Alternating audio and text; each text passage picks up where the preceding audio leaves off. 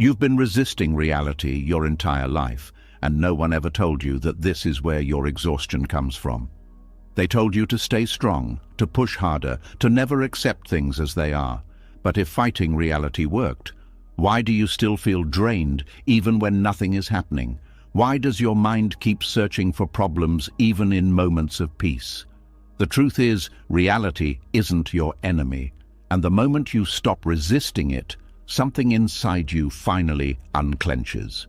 Most suffering isn't caused by events. It's caused by the quiet argument in your head, the refusal to accept what already exists, the constant need for life to be different before you allow yourself to be calm. But Buddhist teachings explain that peace begins the second you stop negotiating with what is. Not by giving up on life, but by ending the war with it. And when that war ends, your energy returns. Your thoughts slow down, and the heaviness you carried for years starts dissolving without force. Tonight, as you listen, you'll begin to notice a shift. The tension in your body will soften. The need to control everything will loosen. The fear of what might happen will fade into the background. You'll discover a calm that doesn't come from fixing life, but from finally allowing it. And when you wake up tomorrow, the world will look the same, but you will feel different. Lighter, clearer, no longer fighting every moment. This isn't just another explanation to hear and forget. This is what happens when you stop resisting reality and start living inside it. Are you ready? Let's begin. Something begins to shift the moment you stop asking life to be different before you allow yourself to breathe. The noise doesn't disappear all at once, but it loses its authority. What once felt unbearable starts to feel distant, as if the storm is still happening somewhere, just no longer inside you. Up to this point, the weight you carried came from resistance, from the silent fight against what already happened, what is already true, what refuses to bend to your preferences. Now, the deeper change begins, not by controlling reality, but by ending the war with it. Suffering has a strange way of disguising itself as responsibility. It tells you that if you keep thinking, keep replaying, keep analyzing, you might somehow undo what cannot be undone. The mind becomes a courtroom where the past is retried every day, hoping for a different verdict. But the verdict never changes. The event remains. The loss remains. The mistake remains. And the exhaustion grows not because of what happened, but because of the endless argument with what cannot be revised. When the mind finally stops objecting to facts, something unexpected happens. The pain that felt sharp begins to soften at the edges. Not because the situation improved, not because answers suddenly appeared, but because the resistance that amplified the pain is no longer feeding it. It becomes clear that a large portion of suffering was never in the event itself. It lived in the sentence, "This shouldn't be happening." That sentence is heavy. It carries frustration, helplessness, and quiet rage. It is the voice of a mind that refuses to accept limits. Yet reality has always operated on its own terms. It does not consult preferences. It does not negotiate with expectations. It simply unfolds. Fighting it is like trying to stop the ocean with your hands. The effort is real, but the result is exhaustion. Acceptance does not mean liking what happened. It does not mean approving of pain or pretending loss is fair. It simply means recognizing that the event has already occurred and cannot be reversed by mental protest. This recognition frees enormous energy that was previously trapped in resistance. Energy that can now be used for healing instead of fighting. There is a quiet relief in no longer having to rewrite reality. The body feels it first. Shoulders drop. Breathing deepens. The constant tension in the jaw releases. These physical changes happen because the nervous system is no longer preparing for a battle that cannot be won. It finally understands there is nothing to defend against. Many people fear that without resistance, they will become passive or weak. The opposite happens. When you stop wasting strength on denial, you have more strength available for meaningful action.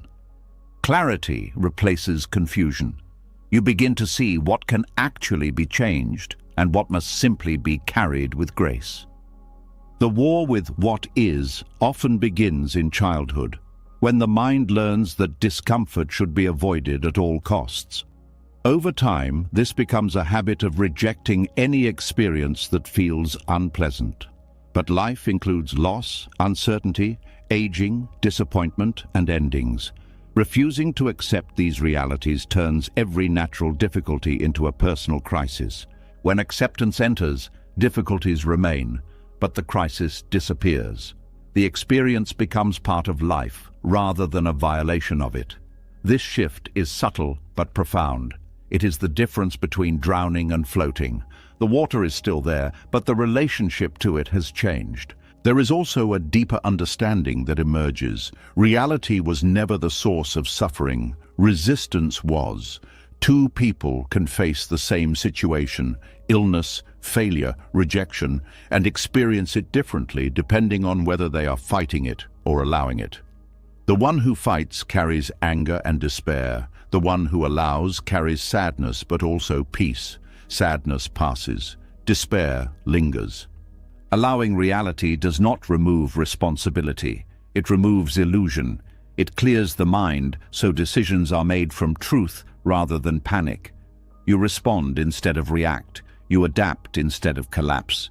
You move forward instead of staying trapped in the moment that hurt you.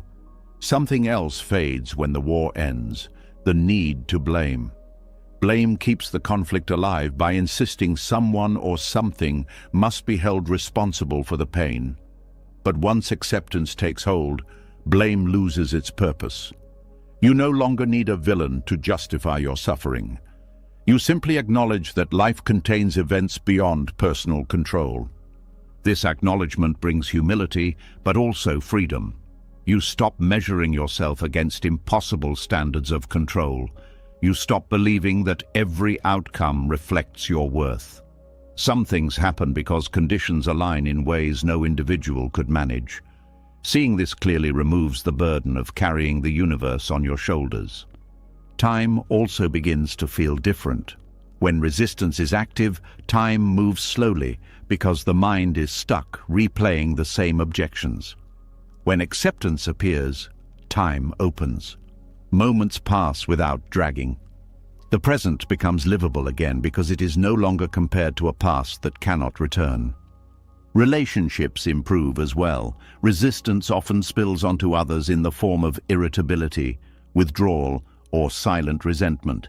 When inner conflict softens, patience returns. You listen more, you speak more gently, you stop expecting others to compensate for the peace you were withholding from yourself. There is a quiet dignity in accepting reality. It does not seek attention, it does not announce itself. It simply shows in the way a person moves through life without constant agitation. They still feel pain, but they are not defined by it. They still encounter difficulty, but they are not shattered by it. Eventually, acceptance becomes natural. The mind learns that arguing with facts only prolongs suffering. It begins to release resistance more quickly. Situations that once caused days of turmoil pass through in hours. Emotional recovery shortens because the energy of denial is no longer involved. The end of the war with what is also reveals a deeper peace that was always present beneath the noise. This peace does not depend on circumstances. It does not disappear when life becomes difficult. It remains steady because it is rooted in alignment with reality rather than escape from it. You start to trust yourself more, not because you believe you can control everything, but because you know you can face whatever comes without collapsing into resistance.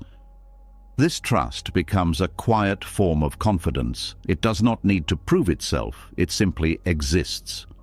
There is also gratitude that emerges unexpectedly, not gratitude for the pain itself, but for the clarity that followed.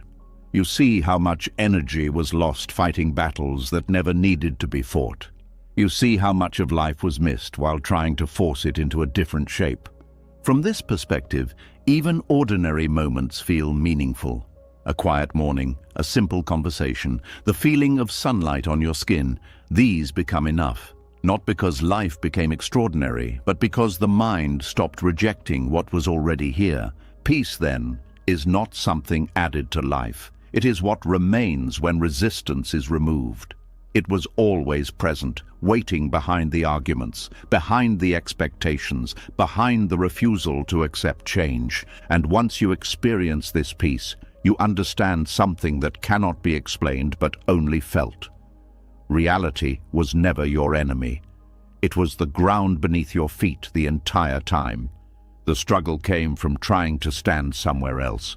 When the war ends, life does not suddenly become perfect. It becomes real, and in that reality there is space to breathe, to heal, and to live without constantly bracing for impact. The mind, once obsessed with changing the past or securing the future, settles into the only place where life actually unfolds, now. And in this quiet, unforced presence, suffering loses its grip, not through effort, but through understanding. The battle is over not because you won, but because you stopped fighting something that was never against you. When the fight with reality ends, a strange silence takes its place. At first it feels unfamiliar, almost uncomfortable, because the mind was so used to tension that calm feels like vulnerability. But inside that quiet, something begins to sharpen. You start noticing details you were too agitated to see before. You respond instead of react. You move with intention instead of desperation. This is where a deeper truth reveals itself. Acceptance was never weakness. It was clarity waiting for space to appear. Something shifts the moment you stop confusing acceptance with surrender. The fear was always that if you accepted reality, you would become passive, soft, incapable of protecting yourself. But what actually disappears is not your strength. It is the distortion that prevented you from using it wisely. Resistance clouds perception. It fills the mind with noise, assumptions, and emotional static. Acceptance clears the lens. It allows you to see situations as they are, not as your fear or frustration paints them. When perception becomes clear, action becomes precise. You stop wasting energy solving problems that only exist in imagination. You stop reacting to tone instead of meaning, to symbols instead of substance. Many conflicts escalate because people are responding to what they think is happening rather than what is actually happening. Acceptance anchors you in reality, and reality provides accurate information. There is also a quiet patience that emerges, not the forced patience of someone trying to appear calm, but a natural steadiness that comes from understanding that rushing does not produce better outcomes. Without resistance, urgency loses its grip. You still act, but you act at the right moment, with the right amount of force, in the right direction. This is precision, not doing less, but doing exactly what is needed and nothing more. Emotional reactions become more measured. Instead of immediate anger, there is a pause where understanding can enter. Instead of panic, there is observation. This pause is powerful because it prevents mistakes made in emotional blindness.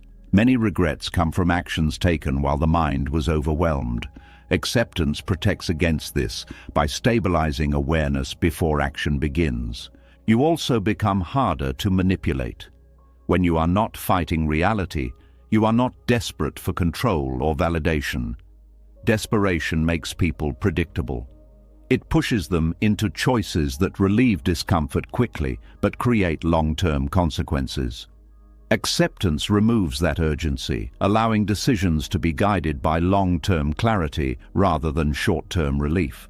There is a practical intelligence in acceptance that people rarely recognize. It acknowledges limits. It recognizes when effort is useful and when effort is wasteful. Pushing against something immovable only drains strength needed elsewhere. By seeing where change is possible and where it is not, you direct your energy efficiently. Relationships benefit from this precision as well. You stop trying to force others to be different before you can interact peacefully. You listen more carefully because you are not waiting for your turn to correct or defend. Communication becomes cleaner because it is not filtered through resistance. Misunderstandings decrease because assumptions are replaced with attention. Acceptance also reveals opportunities that resistance hides. When you are fixated on what should have happened, you overlook what is still available. Doors that remain open are ignored because attention is locked on the one that closed.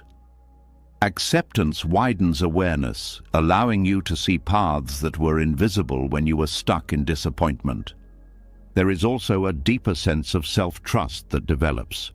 You learn that calm observation often leads to better outcomes than frantic intervention. You trust your ability to navigate complexity without forcing premature solutions. This trust reduces anxiety because you no longer feel that everything depends on immediate control. Your body reflects this shift. Movements become slower but more deliberate. Speech becomes measured. Even your posture changes because tension is no longer driving every action. People may interpret this as confidence, but it is actually the absence of inner conflict. Acceptance does not remove ambition or effort, it refines them. You still pursue goals, but you do so without tying your identity to the outcome. This makes failure less devastating and success less intoxicating. Both become information rather than definitions of your worth. Creativity also expands. A mind trapped in resistance repeats familiar patterns because it is trying to escape discomfort quickly. A mind grounded in acceptance explores possibilities because it is not afraid of uncertainty. Solutions appear that would never surface in a state of panic. Decision-making improves because fear is no longer steering. You evaluate risks realistically instead of exaggerating them. You consider consequences without catastrophizing. Choices become aligned with values rather than reactions to pressure. There is a quiet courage in acting from acceptance. It is not loud or dramatic. It does not need recognition. It simply moves forward without hesitation because it is not burdened by internal conflict. This courage is sustainable because it is not fueled by anger or pride, which eventually burn out. Over time, you notice that problems resolve more smoothly when approached from acceptance. Not because life becomes easier, but because your approach becomes effective. You stop creating secondary problems through impulsive reactions. One difficulty remains one difficulty instead of multiplying into many. You also become more present during action. Resistance often splits attention between what is happening and what you wish were happening. Acceptance unifies attention. All awareness is directed toward the task at hand. This increases performance in everything from conversations to complex work.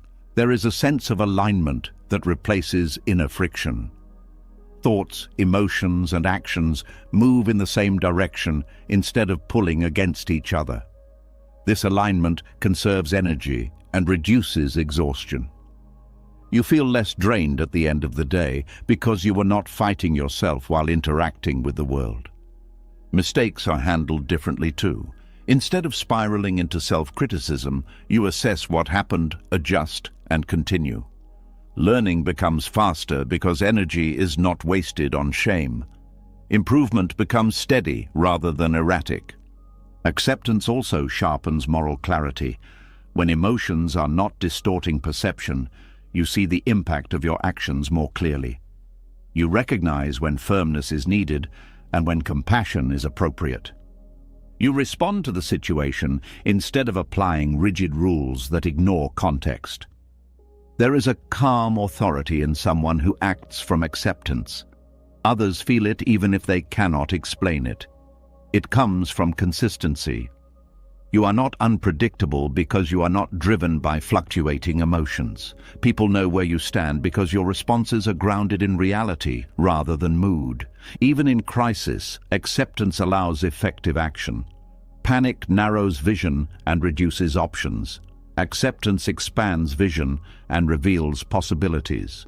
It keeps the mind functional under pressure, which is often the difference between escalation and resolution. Eventually, acceptance becomes a form of quiet mastery. You navigate life with minimal resistance, minimal wasted motion, minimal unnecessary conflict. Your actions are guided by what is true rather than what is preferred. This alignment creates a life that feels steady even when circumstances change. And perhaps the most surprising discovery is that acceptance does not make life smaller. It makes it more precise, more intentional, more alive. You experience events directly instead of through layers of expectation and fear. Each moment becomes clearer because nothing is being mentally edited. What once felt like giving up reveals itself as gaining clarity. What once seemed like weakness reveals itself as disciplined awareness. Acceptance does not remove your ability to act. It removes the confusion that prevented you from acting wisely. The quiet that replaced the war with reality now becomes a source of intelligence. It guides you toward actions that are proportionate, timely, and effective. You no longer swing blindly at problems. You address them with accuracy. And in that accuracy, you find a new kind of strength, one that does not depend on resistance, one that does not exhaust itself, one that works with reality instead of against it. As acceptance sharpened your perception, it also exposed something deeper that had been hiding beneath the surface. The quiet belief that control is the only thing keeping you safe. You started acting with clarity, but you also began to notice how much of your tension came from trying to manage everything, predict everything, secure every outcome before it even arrived. The precision you gained revealed the weight you had been carrying for years without questioning it. A subtle fear begins to loosen when you realize how much of your life was organized around preventing uncertainty. Plans stacked on plans, backup plans for the backup plans, constant checking, constant adjusting, constant scanning for what could go wrong. It felt responsible, it felt mature, it even felt necessary. But underneath it was a silent anxiety whispering that if you stopped controlling things, everything would collapse. Something unsettling but freeing appears when control starts slipping from your grip and the disaster you expected does not happen. Life continues moving. People adapt. Situations resolve themselves in ways you could not have designed. The mind struggles at first because it built its identity around being the one who manages everything. Without that role, there is a sense of exposure, like standing without armor in a world that suddenly feels unpredictable. Control promises safety, but it delivers tension. It keeps the body in a state of alertness, as if danger is always one step away. The nervous system never fully rests because it believes vigilance is survival. When you loosen control, the body finally experiences moments of genuine ease, not because problems disappeared, but because the constant scanning stopped. You begin to notice how many of your decisions were driven by the need to avoid discomfort rather than the desire to live fully. Choices were filtered through fear of loss, fear of embarrassment, fear of uncertainty. Letting go of control removes that filter. Decisions become aligned with what matters instead of what feels safest in the moment. There is a different kind of security that emerges, one that does not depend on controlling circumstances. It comes from adaptability, from knowing that whatever happens, you can respond without breaking. This security is stable because it is internal. It does not fluctuate with external conditions. The illusion of control also distorts relationships. Trying to manage how others think, feel, or behave creates friction that slowly erodes connection. When control loosens, people feel less pressure, less resistance, more space to be themselves. Paradoxically, this often leads to deeper trust, because the relationship is no longer a negotiation for safety. You start to see how control was often an attempt to eliminate vulnerability. If everything is predictable, nothing can surprise you. If nothing can surprise you, nothing can hurt you. But life's richness comes from unpredictability, from moments that were never planned, from conversations that shift direction, from opportunities that appear without warning. Letting go does not mean becoming careless. It means recognizing the boundary between influence and dominance. You can prepare without obsessing. You can plan without attaching your piece to the plan's success. You can act responsibly without believing you are responsible for everything. There is relief in admitting that some outcomes were never yours to manage.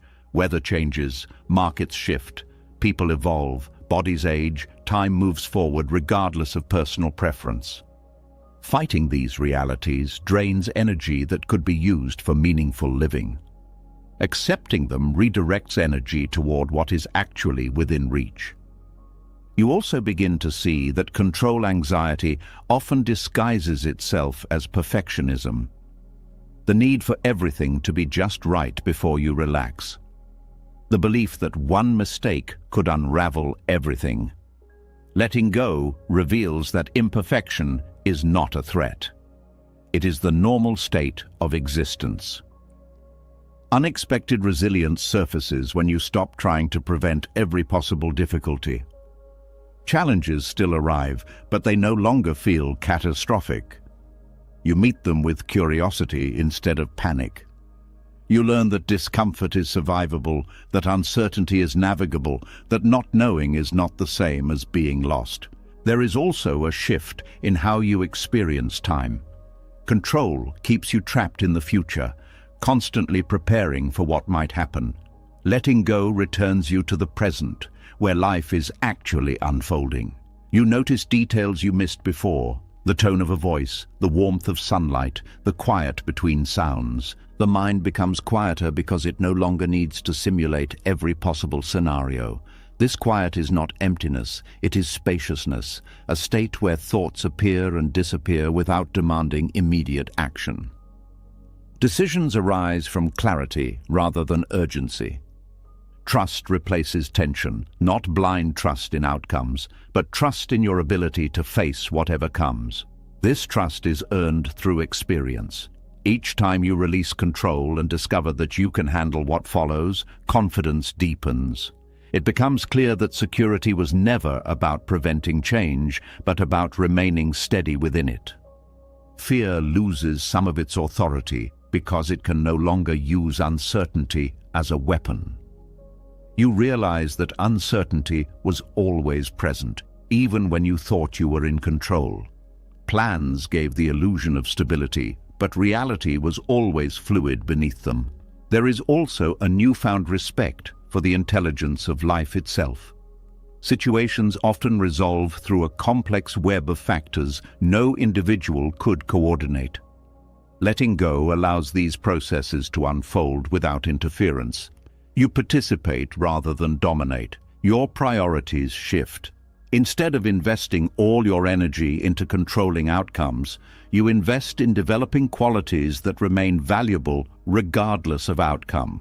Patience, awareness, compassion, resilience. These qualities form a stable foundation that external changes cannot easily shake. The need to constantly prove competence fades. You no longer equate worth with the ability to manage everything. You allow yourself to be human, to not know, to learn as you go. This humility opens space for growth because you are no longer pretending to have complete control. Even success feels different. It becomes less about conquering uncertainty and more about navigating it gracefully. You appreciate achievements without clinging to them as proof of safety. You recognize that conditions can change, and that is not a failure, just the nature of existence. Moments of stillness become more frequent, not forced stillness, but natural pauses where nothing needs to be fixed or managed.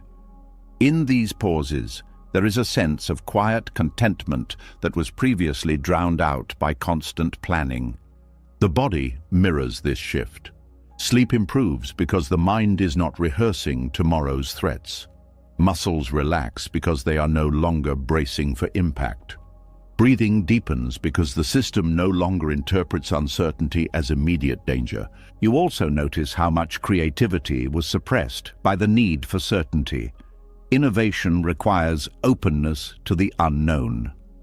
When control loosens, new ideas surface because the mind is willing to explore without guarantees. Freedom emerges in subtle ways. You take risks that align with your values instead of avoiding them out of fear. You allow experiences to unfold without scripting every detail. You engage with life as a participant rather than a manager. There is gratitude for unpredictability, not because it is always pleasant, but because it keeps life dynamic.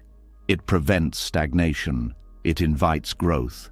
It reminds you that existence is not a machine to be operated, but a process to be lived.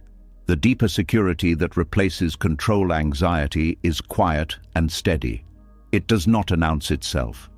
It does not depend on circumstances aligning perfectly. It simply exists as a calm confidence that whatever happens, you will remain present, responsive, and grounded. And in that grounded presence, you discover that safety was never found in controlling the world. It was found in no longer needing to. As the grip of control loosened, something else quietly revealed itself, the realization that not all pain was coming from life itself. Some of it was being produced inside, repeated, amplified, stretched across days, months, even years. You began to notice how one difficult moment could echo endlessly, not because it was still happening, but because the mind kept reopening it. Letting go of control created space to see this pattern clearly, and in that clarity, another shift became possible. There comes a point when you realize the pain you feel now is not always from the original wound, but from the constant touching of it. Like pressing on a bruise to check if it still hurts, the mind returns to the same memory, the same thought, the same question, reopening what could have been allowed to heal. The discomfort was real, but the repetition made it permanent. Something softens when you stop feeding the echo.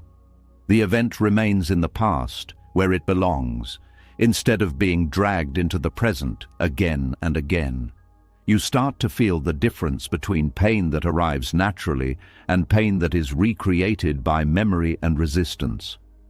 One fades with time, the other grows stronger because it is rehearsed. Resistance has a multiplying effect. It turns a single experience into a narrative about your life, your identity, your future. A loss becomes proof that nothing lasts. A mistake becomes proof that you are inadequate. A rejection becomes proof that you are unworthy. The mind builds layers around the original event until the layers weigh more than the event itself. When resistance drops, those layers begin to fall away. You see that the story was heavier than the fact. Without the story, the experience becomes simpler. It hurts, but it no longer defines everything. It becomes one chapter instead of the entire book. There is relief in allowing pain to exist without trying to erase it. Fighting discomfort often prolongs it because the fight keeps attention locked on the sensation. Allowing it to be present without commentary lets it move through naturally. Emotions are designed to flow, not to be trapped under constant analysis. You also notice how resistance adds urgency. The feeling that something must be fixed immediately, that discomfort is unacceptable, that peace can only return when the situation changes. This urgency intensifies suffering because it creates pressure on top of pain. When urgency dissolves, patience appears. The body understands that it is allowed to process at its own pace. Memories lose their sharpness when they are no longer treated as threats. The nervous system stops reacting as if the past is happening again. What once triggered panic becomes a quiet recollection. The emotional charge fades because the mind is no longer interpreting it as danger. There is a deeper understanding that pain itself is not the enemy. It is information. It signals loss, change, vulnerability, love, attachment, all parts of being human. Resistance transforms this information into punishment. Acceptance transforms it into experience. You start to see how much of long-term suffering comes from the question that never finds an answer. Why did this happen? Why did they do that? Why didn't things turn out differently? These questions keep the mind circling without resolution. When you stop demanding answers, the mind rests. Not because it understands everything, but because it no longer needs to. Physical sensations change too. Emotional pain often manifests as tightness in the chest, heaviness in the stomach, tension in the muscles. When resistance fades, these sensations loosen. The body releases what it was holding in preparation for a threat that no longer exists. Compassion for yourself begins to replace criticism. Instead of judging yourself for still hurting, you recognize that healing has its own rhythm. This compassion prevents secondary suffering, the pain of feeling pain. You allow yourself to be human without treating it as failure. Time regains its healing function. Resistance freezes you in the moment of impact, preventing movement forward. Acceptance allows time to do what it naturally does: create distance. With distance comes perspective. With perspective comes understanding. You also become less afraid of future pain. When you see that discomfort can pass without destroying you, fear loses some of its authority. You trust your ability to recover, to adapt, to continue living even after difficult experiences. Relationships improve because you stop projecting unresolved pain onto others.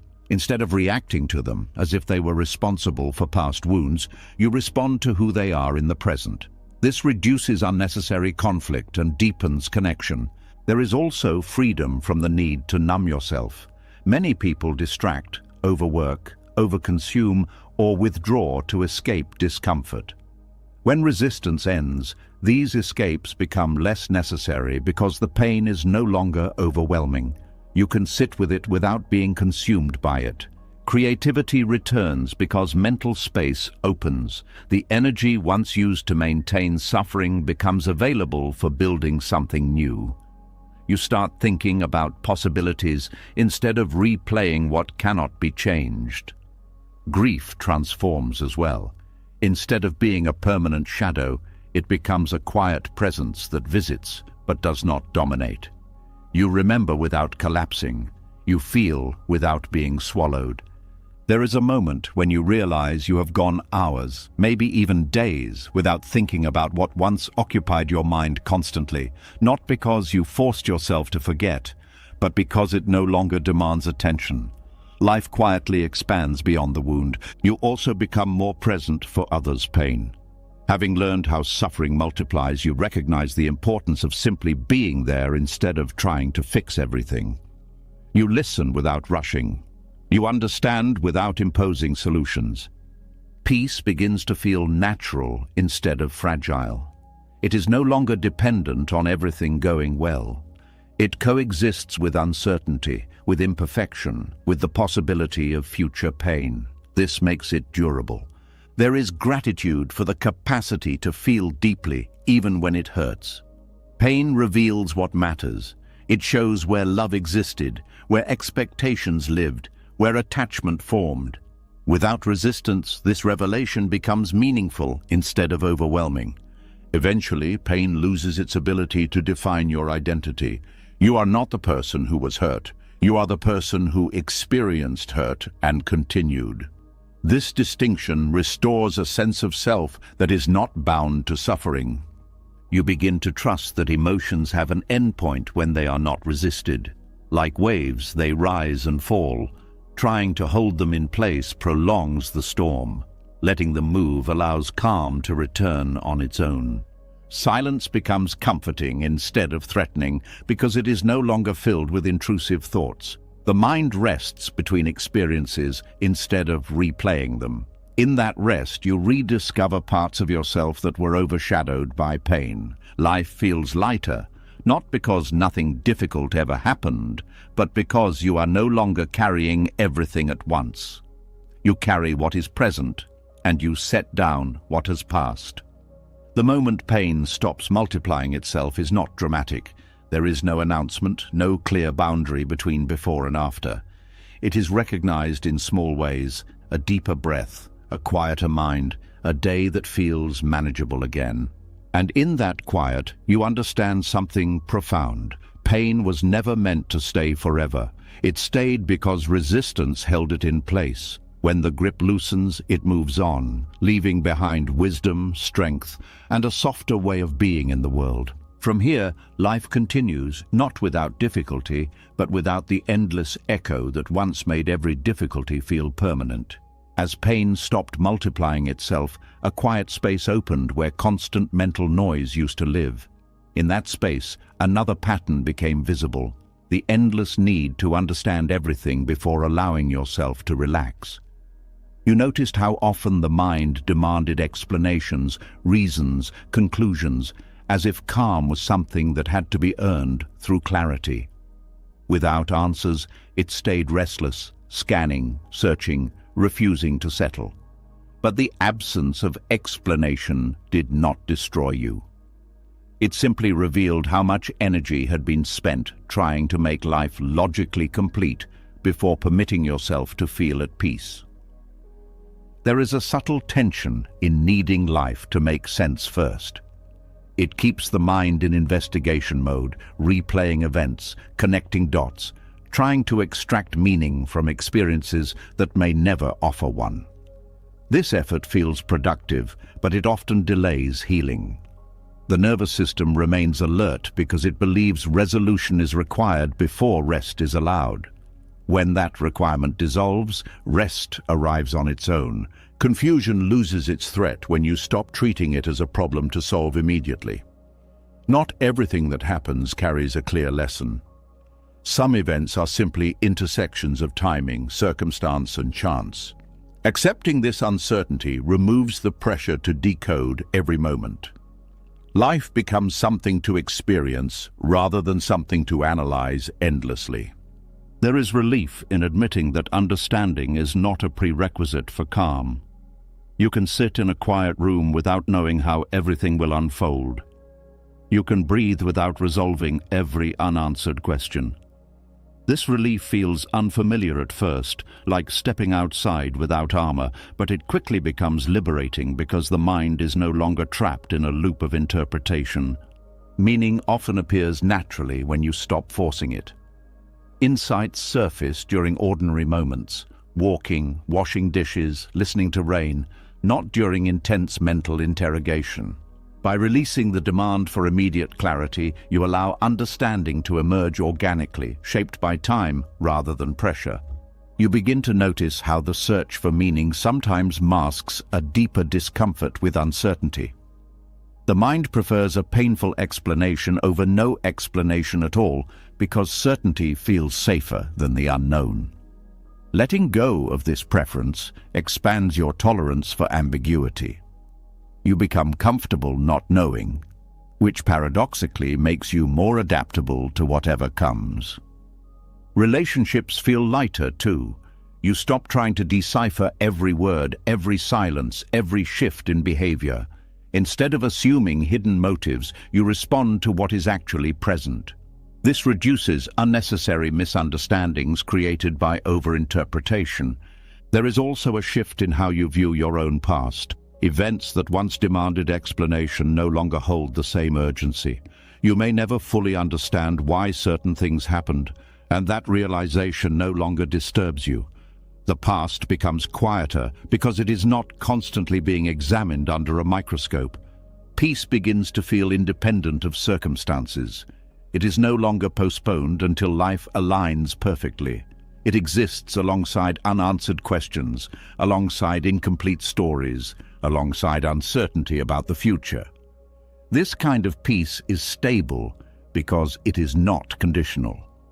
You discover that the need for everything to make sense was another form of control.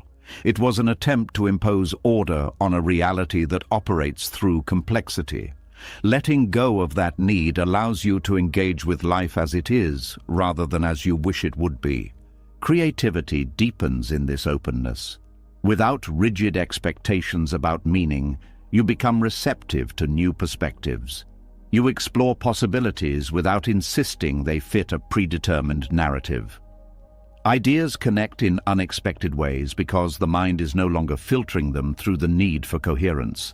Decision-making becomes more intuitive. Instead of waiting for perfect clarity, you act based on what feels aligned in the present moment. You trust your ability to adjust as new information appears. This flexibility replaces the paralysis that comes from waiting for certainty. Time feels less oppressive. When you no longer believe every moment must lead somewhere meaningful, you can appreciate experiences for what they are. A quiet afternoon, a simple meal, a conversation that goes nowhere, these become sufficient without needing to justify their value. There is humility in accepting that life is larger than your understanding of it. This humility removes the burden of trying to master existence intellectually. You participate instead of dominating, observe instead of dissecting. You also become less judgmental toward others. Recognizing that not everything has a clear reason makes you more compassionate toward behaviors you once tried to categorize quickly. You allow complexity in people because you have allowed it in life itself. Anxiety decreases because the future is no longer treated as a puzzle that must be solved in advance. You prepare where you can and release what you cannot foresee. This balance creates a steady confidence that is not shaken by unpredictability. Gratitude emerges in unexpected ways. Without the pressure to extract meaning, you begin to appreciate experiences simply because they occurred. Moments are valued for their presence rather than their purpose. You start to trust silence. Silence without answers, silence without conclusions, silence that simply exists without explanation. This silence becomes restorative because it is free from mental effort. There is also a shift in identity. You stop defining yourself by the narratives you constructed to make sense of your life. You are not limited to the story you told to understand your experiences. You are free to evolve beyond it. Peace reveals itself as something simple, almost ordinary. It was hidden behind the belief that calm required resolution. When that belief dissolves, calm becomes accessible at any moment. You realize that life continues whether or not you understand it. Seasons change, people grow, opportunities appear, endings occur. Understanding may follow, but it is not required for movement. Accepting this flow allows you to move with it instead of standing still waiting for clarity. There is courage in allowing uncertainty to exist without resistance. It is not the dramatic courage of confrontation, but the quiet courage of openness. You remain receptive even when outcomes are unclear. Joy becomes less dependent on explanation as well. You enjoy experiences without needing to justify them. Laughter does not need a reason. Beauty does not need interpretation. Presence becomes enough. You begin to see how much suffering came from postponing peace until life felt coherent. That postponement kept peace always just out of reach. Removing the condition brings it into the present.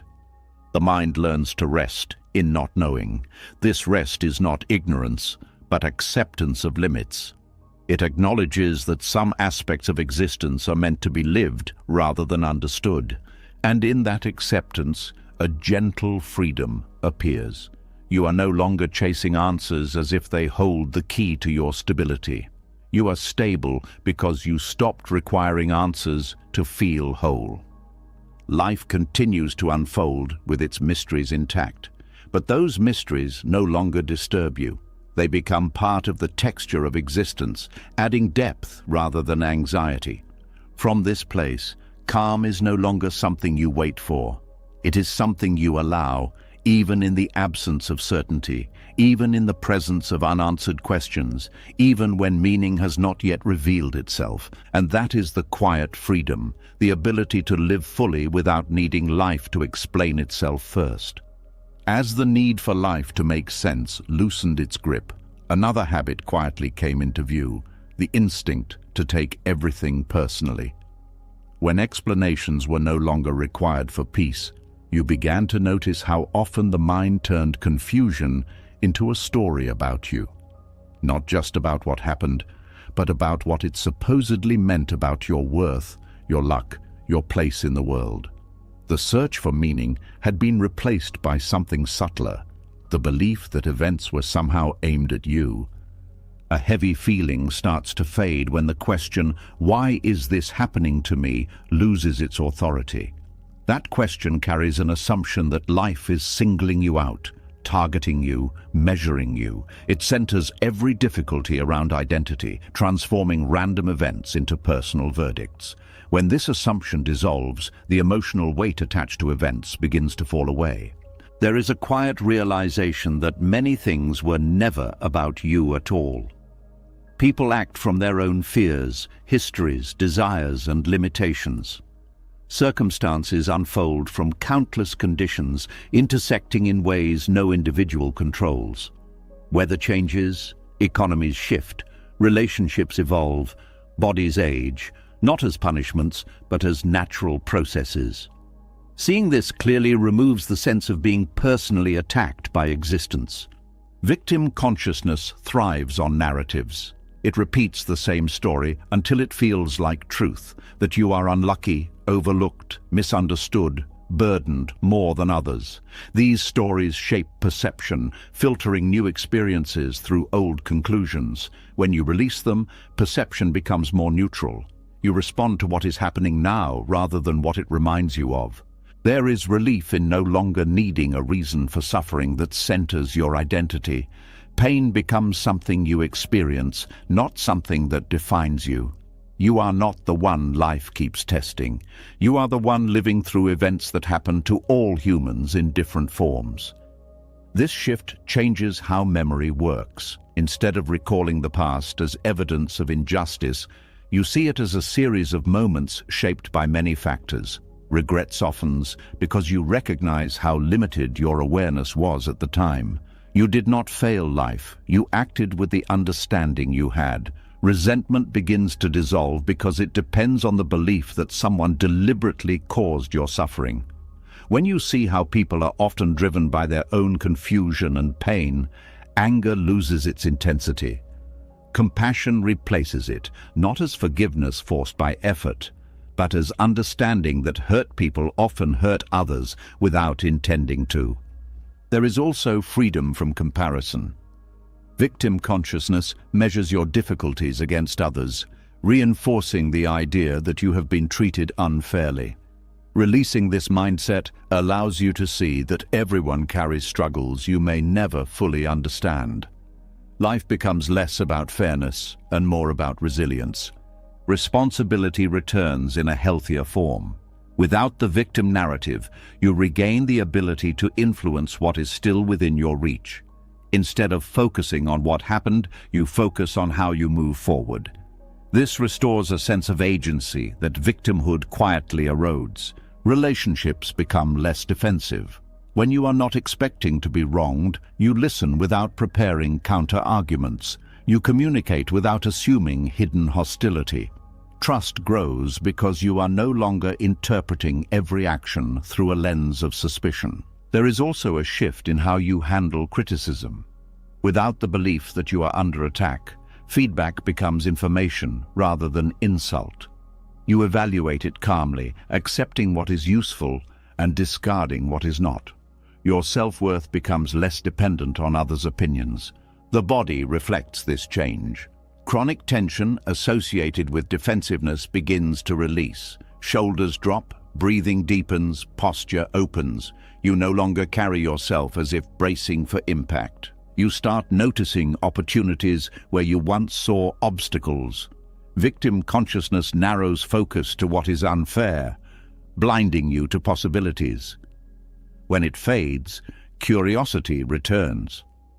You explore instead of retreating. You experiment instead of assuming failure. Gratitude becomes easier because attention is no longer fixed on perceived injustice. You appreciate what is present rather than dwelling on what is missing. This appreciation does not deny hardship, it balances it. There is also humility in recognizing that you are not at the center of every story. Life is vast, interconnected, constantly moving. You are part of it, not its focal point. This perspective removes the pressure to interpret every event as a reflection of your significance. You become more patient with others' behavior. Instead of assuming malice, You consider context. Someone's harsh words may come from stress, fear, or misunderstanding, rather than a desire to harm you. This understanding prevents unnecessary conflict. Inner dialogue changes too. The voice that once said, "This always happens to me," becomes quieter. In its place appears a more balanced perspective. This happened, and now it is over. The absence of dramatization reduces emotional intensity. Healing accelerates because energy is no longer spent reinforcing the wound through narrative. You allow experiences to settle without constantly reopening them to confirm your story. Time regains its ability to soften edges. You also stop seeking validation for your suffering. Victim consciousness often looks for agreement from others to justify its perspective. Without it, you no longer need others to confirm that you were wronged in order to feel understood. There is a quiet dignity in accepting life without interpreting it as persecution. You carry yourself with steadiness instead of defensiveness. You engage with challenges directly instead of filtering them through identity. Purpose emerges in unexpected ways. Without being defined by past pain, you explore what truly matters to you now. You build a life based on values rather than reactions to old wounds. Joy becomes less fragile because it is not overshadowed by suspicion that something will ruin it. You allow yourself to enjoy moments without anticipating disappointment. There is also forgiveness toward yourself. Victim narratives often include self-blame disguised as regret. Releasing them allows you to see your past choices with compassion rather than harsh judgment. You become less reactive to minor inconveniences. Without the underlying belief that life is unfair to you, small frustrations remain small. They pass quickly instead of triggering larger emotional responses. Confidence grows from this stability, not the loud confidence of superiority, but the quiet confidence of someone who no longer feels targeted by existence. You trust your ability to navigate whatever arises. Presence deepens because attention is no longer divided between the current moment and the story of why it shouldn't be happening. You experience life directly, without commentary. You also recognize how much suffering came from defending an identity built around hardship. Letting that identity fade feels like stepping out of a heavy costume you forgot you were wearing. Compassion for others increases because you see how easily anyone can fall into victim narratives when pain is fresh. You support without reinforcing the belief that they are powerless. There is peace in realizing that life was never singling you out. It was unfolding according to patterns larger than individual preference. You were not being punished. You were participating in the human experience. And in that realization, the question that once dominated your mind fades into silence. Not because you found an answer, but because you no longer need one. What remains is a calm understanding that you are not defined by what happened to you, but by how you choose to live now. From this place, life feels less like a battle and more like a journey. You are finally free to walk without carrying the weight of personal grievance. As the sense of being singled out by life faded, something even more surprising came into view. It was no longer just about releasing the belief that events were happening to you, but seeing that events were not hostile in the first place. The feeling of being targeted had quietly shaped how you interpreted everything. Delays felt like sabotage, endings felt like betrayal, obstacles felt like personal blocks placed in your path. When that lens cracked, reality began to look different, less like an enemy and more like a movement that never stopped for anyone. A strange calm appears when you realize life is not pushing against you. It is simply unfolding. The rain does not fall to ruin your plans. Time does not move to take something away from you. People change not to hurt you, but because change is the nature of living things. When this becomes clear, tension dissolves because there is no longer an invisible opponent to defend yourself against. You start noticing how much energy was spent bracing for attacks that never truly existed. The body carried a constant readiness, as if the next disappointment would confirm that the world was against you. Without that expectation, the nervous system relaxes. You move through situations without anticipating harm in every turn. There is also a shift in how you interpret obstacles. Instead of seeing them as barriers placed deliberately in your way, you see them as part of the terrain. Just as a river flows around rocks without questioning why they are there, you begin to navigate challenges without assigning intention to them. This removes frustration, because frustration often comes from believing something should not exist.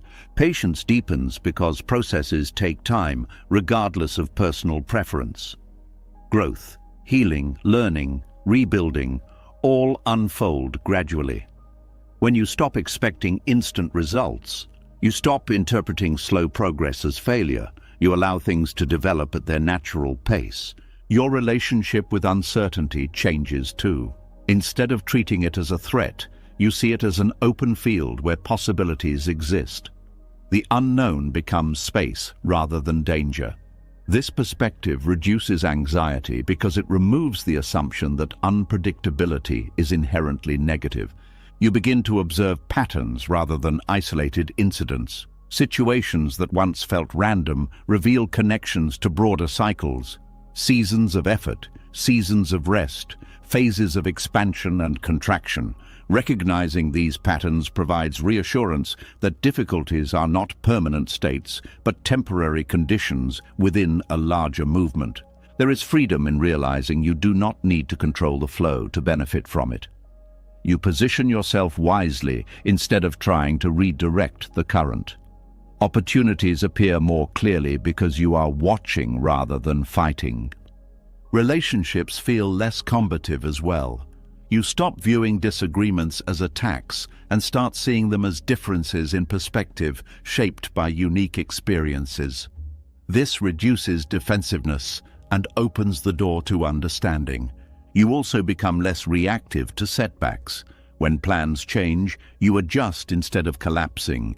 Adaptability replaces rigidity because you accept that movement is constant. Stability is found in flexibility, not resistance. Grief transforms in this understanding. Loss is no longer interpreted as something taken away unjustly, but as part of the natural cycle of beginnings and endings. This perspective does not remove sadness, but it removes bitterness. You mourn without feeling robbed. Your sense of identity becomes less fixed.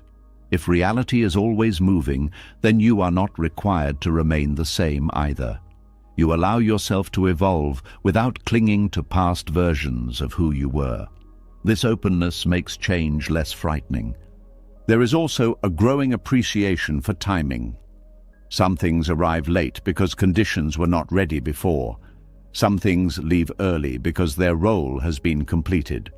Trusting timing reduces the urge to force outcomes prematurely. You begin to notice beauty in motion itself, the way conversations shift, how opportunities emerge unexpectedly, how paths cross and separate. Life feels dynamic rather than static, alive rather than rigid. Control becomes less appealing because you see how limited it is compared to the intelligence of natural processes. You cooperate with circumstances instead of imposing yourself on them. This cooperation produces smoother results than constant struggle. Even your goals feel different. You pursue them with dedication, but without hostility toward anything that delays them. Setbacks become feedback rather than opposition. You adjust your approach instead of questioning your worth. There is humility in recognizing that you are part of something vast. This humility softens ego-driven reactions. You stop interpreting every inconvenience as a personal injustice because you understand the scale of forces at play. Attention shifts from resistance to observation. You watch how events unfold, learning from them instead of arguing with them. This observational mindset increases wisdom because it prioritizes understanding over control. Peace becomes less fragile because it is not dependent on circumstances staying favorable. It exists within movement, within change, within unpredictability. You carry it with you rather than waiting for the world to provide it. You also become more compassionate toward yourself. Recognizing that life moves beyond personal intention reduces harsh self-judgment. You forgive mistakes because you see how limited your perspective was at the time. Curiosity replaces fear. Instead of asking why something happened to you, you become interested in how it is unfolding and what it might lead to. This curiosity keeps you engaged with life instead of withdrawing from it. There is gratitude for experiences that once felt inconvenient. Detours introduce new people, new skills, new perspectives. What seemed like obstacles often become turning points in hindsight. You start to trust the process of living itself, not because you believe everything will turn out perfectly, but because you see that movement continues even through difficulty. Life carries you forward whether you resist or cooperate. This trust allows deeper rest. You no longer feel responsible for holding the world together. You allow yourself to pause, to recover, to simply exist without constant effort. Moments of stillness gain new meaning. They are not interruptions of progress, but part of the rhythm that sustains it. Rest becomes as valuable as action. You also recognize that suffering often came from trying to freeze reality in a preferred state. Wanting good moments to last forever and bad ones to disappear instantly created tension. Accepting movement dissolves this tension because nothing needs to stay or leave on your command. There is courage in flowing with life because it requires letting go of certainty, yet this courage is gentle, not forceful. It trusts rather than pushes. You begin to feel connected to the world instead of separate from it.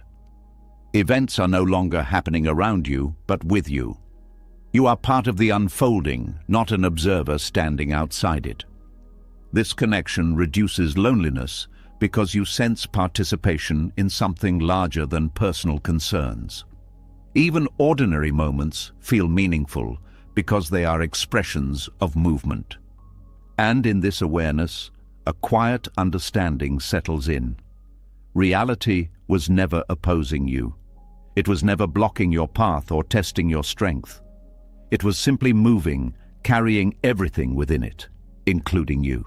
When you stop pushing against that movement, you discover a way of living that feels lighter, smoother, more aligned. Not because life became easy, but because you stopped mistaking its motion for hostility.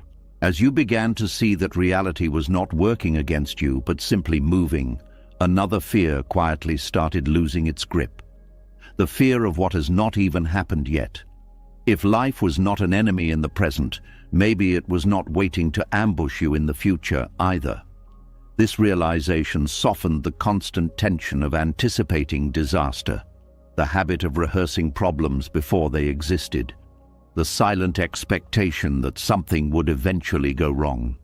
Without that expectation, the future stopped feeling like a shadow following you everywhere.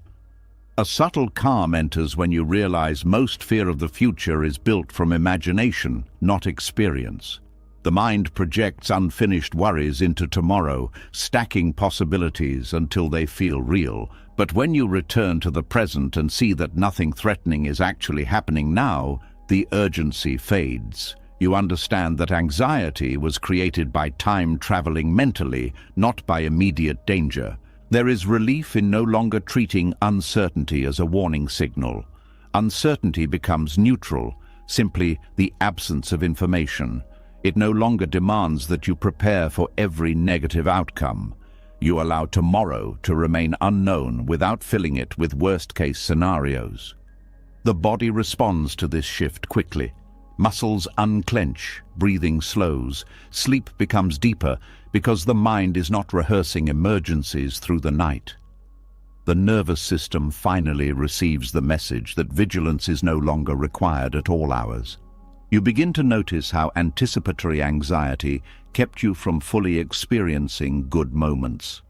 Even during happiness, a part of your mind was bracing for its end. Without that tension, joy feels more complete because it is not overshadowed by fear of loss. Decision-making becomes easier because you are no longer paralyzed by imagining every possible consequence. You act based on present information rather than hypothetical disasters. This makes action more fluid and less exhausting. There is also a new patience with outcomes. You trust that whatever unfolds will be handled when it arrives, not before. This trust reduces the impulse to rush, to force results prematurely just to escape uncertainty. Relationships benefit as well. You stop assuming people will eventually disappoint you. You engage with them as they are now, instead of preparing for future hurt. This openness allows deeper connection because you are not holding back defensively. Work and creativity improve because mental energy is no longer consumed by fear of failure. You focus on the task itself rather than the imagined consequences of doing it wrong. This presence increases both quality and enjoyment. You start recognizing how often anxiety was tied to the illusion of control, wanting guarantees before taking steps, wanting assurance that everything would work out before committing. Letting go of that need frees you to move forward without waiting for certainty that may never come. There is also acceptance that discomfort is part of growth. Fear of the future often comes from fear of feeling unprepared or exposed. When you accept that these feelings are survivable, they lose their ability to intimidate you. Gratitude for the present deepens because it is no longer overshadowed by future worries. Ordinary moments feel sufficient without being compared to what might go wrong later. You become less reactive to news, predictions, and speculation. Instead of absorbing every alarming possibility, you maintain perspective, recognizing that not everything you hear will affect your life directly. Your sense of time changes. Instead of living ahead of yourself, you live with yourself. Days feel fuller because attention is not divided between now and imagined tomorrows. Hope becomes more realistic. It is no longer tied to specific outcomes, but to the belief that you can navigate whatever occurs. This hope is stable because it does not depend on circumstances aligning perfectly. There is courage in allowing the future to unfold without interference. It is a quiet courage, grounded in acceptance rather than bravado. You face uncertainty without needing to conquer it. Mistakes lose their power to haunt you before they even happen. You stop fearing errors so intensely because you know they can be corrected, learned from, integrated into your growth. You also become more adaptable. When plans change, you adjust instead of collapsing into frustration. Flexibility replaces rigidity because you are not clinging to a fixed vision of how things must go. Moments of stillness feel safe instead of threatening because they are no longer filled with anxious predictions. Silence becomes restorative rather than unsettling. Your identity shifts from someone trying to secure the future to someone capable of meeting it.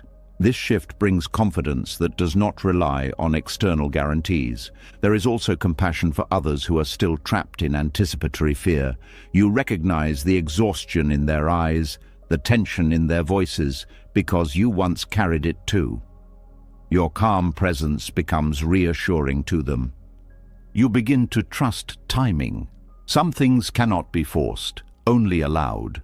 Opportunities, healing, understanding, all arrive when conditions are ready, not when anxiety demands them.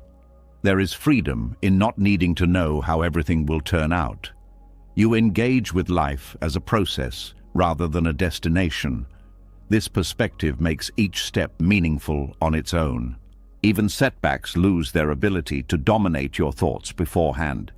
If they happen, you deal with them then. Until that moment, you allow yourself to live without borrowing trouble from the future. Energy returns because it is no longer invested in preventing hypothetical scenarios. You channel it into actions that enrich the present, learning, connecting, creating. You notice beauty more easily because attention is not preoccupied. Colors seem brighter, sounds clearer, experiences richer when the mind is not elsewhere. There is also a quiet faith that develops, not in a specific outcome, but in life's capacity to carry you through change. This faith is grounded in experience, in having faced uncertainty before and survived. Peace becomes durable because it is not tied to certainty. It coexists with the unknown, with unpredictability, with open possibilities. And eventually, the future loses its intimidating shape. It becomes simply another direction in which life will move, not a looming threat.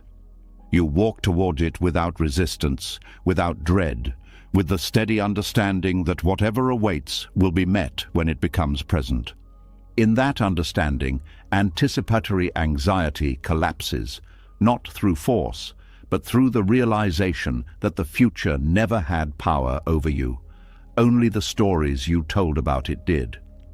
As the future stopped feeling like a threat waiting in the distance, attention naturally returned to what was actually here. Without constant scanning ahead for danger, another habit became visible: the mind's tendency to leave the present altogether. Even when nothing was wrong, it slipped backward into memories or forward into possibilities, rarely staying where life was unfolding. You began to notice that exhaustion did not come only from fear of tomorrow, but from being pulled between what already happened and what had not yet occurred. A quiet sadness surfaces when you realize how much of your life was lived somewhere else. Conversations half heard because your mind was replaying an old mistake. Moments of beauty missed because you were rehearsing a future worry. The present was never the problem, yet it was the place you visited the least. Seeing this clearly creates a desire to come back, not to escape the past or future, but to stop abandoning the only moment that is real. Regret loses its intensity when you stop treating the past as a place you can still influence. Memories remain, but they stop demanding correction. You understand that replaying them does not change outcomes. It only reactivates the emotions tied to them. By allowing memories to exist without reopening them, the emotional charge begins to fade. There is also forgiveness that emerges, not forced, but natural. You see your past self with more compassion because you recognize how limited your perspective was at the time. Decisions made in confusion or fear no longer feel like permanent stains on your identity. They become evidence of learning rather than proof of failure. The future loses its grip at the same time. Without projecting fear forward, the mind has no reason to leave the present. Planning still happens, but it becomes practical rather than obsessive. You prepare and then return to now instead of living inside scenarios that may never occur. Your senses sharpen as attention settles, sounds become clearer, colors richer, physical sensations more noticeable. The world feels more vivid because awareness is no longer diluted by mental travel. Even ordinary activities carry a sense of depth that was previously hidden by distraction. Relationships improve because you are actually there. You listen fully instead of responding to something said hours ago or worrying about something that might be said later. Presence communicates care more powerfully than words. People feel seen because you are not mentally elsewhere. There is also a surprising efficiency in living this way. Tasks that once felt overwhelming become manageable because you address them one at a time instead of stacking them mentally. Focus replaces fragmentation, making effort feel lighter. Anxiety decreases because the mind is not constantly revisiting emotional hotspots. The body calms as it stops reliving stress responses triggered by memory or anticipation. You feel less drained because you are not carrying multiple timelines at once. You start to trust the unfolding of moments without needing to predict them. Each step reveals the next without requiring constant monitoring. This trust allows you to move forward without hesitation. Joy becomes more accessible because it is no longer postponed. You allow yourself to enjoy what is happening without thinking about how long it will last or what it might lead to. Happiness becomes immediate rather than conditional. There is also a new relationship with silence. Without mental noise from past and future, silence feels peaceful instead of empty. It becomes a space where awareness rests rather than a void that needs filling. Creativity expands because the mind is not recycling old narratives. Fresh ideas appear when attention is free from repetition. Inspiration flows more easily because you are receptive rather than preoccupied. You become more attuned to your body's signals. Hunger, fatigue, tension, these are noticed before they escalate because you are present enough to respond early. Self-care becomes intuitive rather than scheduled. Time itself feels different. Days no longer blur together because each moment is experienced fully. Memory improves because experiences are actually registered instead of half-lived. There is humility in recognizing how little control you have over the flow of life. Instead of trying to capture moments or hold on to them, you allow them to pass naturally. This acceptance reduces the fear of loss because you are no longer clinging. You also become less reactive to triggers. When memories surface, you observe them without diving in. They pass like clouds rather than pulling you into storms. This observation creates distance between you and your thoughts. Gratitude deepens because attention rests on what is present rather than what is missing. You appreciate small details that were previously overlooked.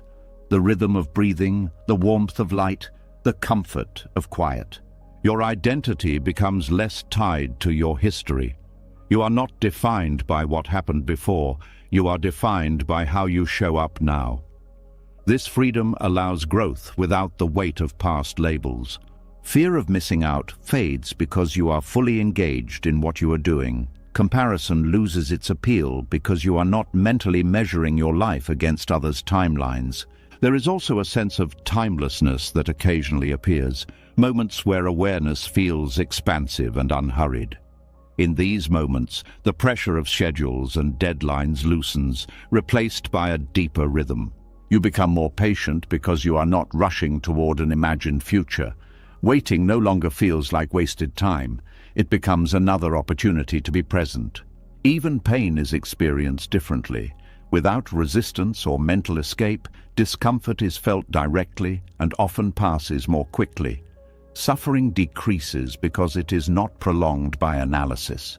There is a quiet confidence in knowing you can return to the present at any time. No matter how far the mind wanders, awareness is always available as an anchor. You also recognize how rare true presence is in a distracted world. This recognition increases appreciation for moments when you share it with others. Simple interactions become meaningful because they are fully lived. Peace stabilizes because it is grounded in reality rather than memory or projection. It does not depend on circumstances aligning perfectly. It exists as long as attention remains here. Eventually, living in the present becomes less of an effort and more of a default. The mind still travels, but it returns more quickly. The pull of now becomes stronger than the pull of elsewhere. And in that return, you discover something simple yet profound. Life was never happening in the past or the future. It was always here, waiting patiently for your attention. As your attention returned to the present and stopped wandering through past regrets and future fears, something subtle began to reveal itself. Life was no longer a blur of reactions happening faster than you could understand them. You started noticing a small opening between what happened and what you did next. It had always been there, but the noise of emotional time travel kept you from seeing it. In that opening, a new kind of power appeared. Quiet, steady, and deeply freeing. A gentle shift occurs the first time you recognize that you are not required to react immediately. For most of your life, reactions felt automatic, as if events pulled responses out of you without permission. Words triggered words, tone triggered tone, stress triggered urgency. But when awareness settles in the present, the chain breaks. You see the event clearly, and instead of being swept away, you pause. That pause is not hesitation or weakness. It is clarity gathering itself before movement. In that brief stillness, emotions rise and fall without dictating action. You feel anger without lashing out, fear without retreating, excitement without rushing blindly. The experience is new because it reveals that feelings are signals, not commands. There is relief in discovering that you do not have to be controlled by your first impulse. The first impulse often comes from habit, conditioning, or past wounds rather than wisdom. When you allow it to pass, deeper understanding surfaces. You respond from who you are now instead of who you were shaped to be. Communication changes immediately. Instead of reacting defensively, you listen fully. You consider meaning rather than tone alone. You choose words that reflect intention rather than emotion. Conversations become calmer because you are no longer escalating them unconsciously. You also become more trustworthy to yourself. Acting from awareness instead of impulse creates consistency. You stop surprising yourself with reactions you later regret. This consistency builds confidence because you know you can handle situations without losing control. There is a sense of dignity in responding rather than reacting. You carry yourself with steadiness even in difficult moments. Others notice this calm presence, often without understanding why it feels reassuring. Conflict loses its intensity because escalation requires immediate reaction from both sides. When one person pauses, the energy changes. Anger has nowhere to land. The situation begins to soften instead of spiral. Decision-making improves because choices are not rushed by emotion. You weigh consequences more carefully. You consider long-term impact rather than short-term relief. This leads to outcomes that align with your values rather than your fears. You start recognizing triggers before they take over. Certain topics, tones, or situations once caused instant reactions. Now you see them approaching like waves and prepare to stay grounded as they pass. This preparation reduces their power. There is also compassion for your past self, who did not know this space existed.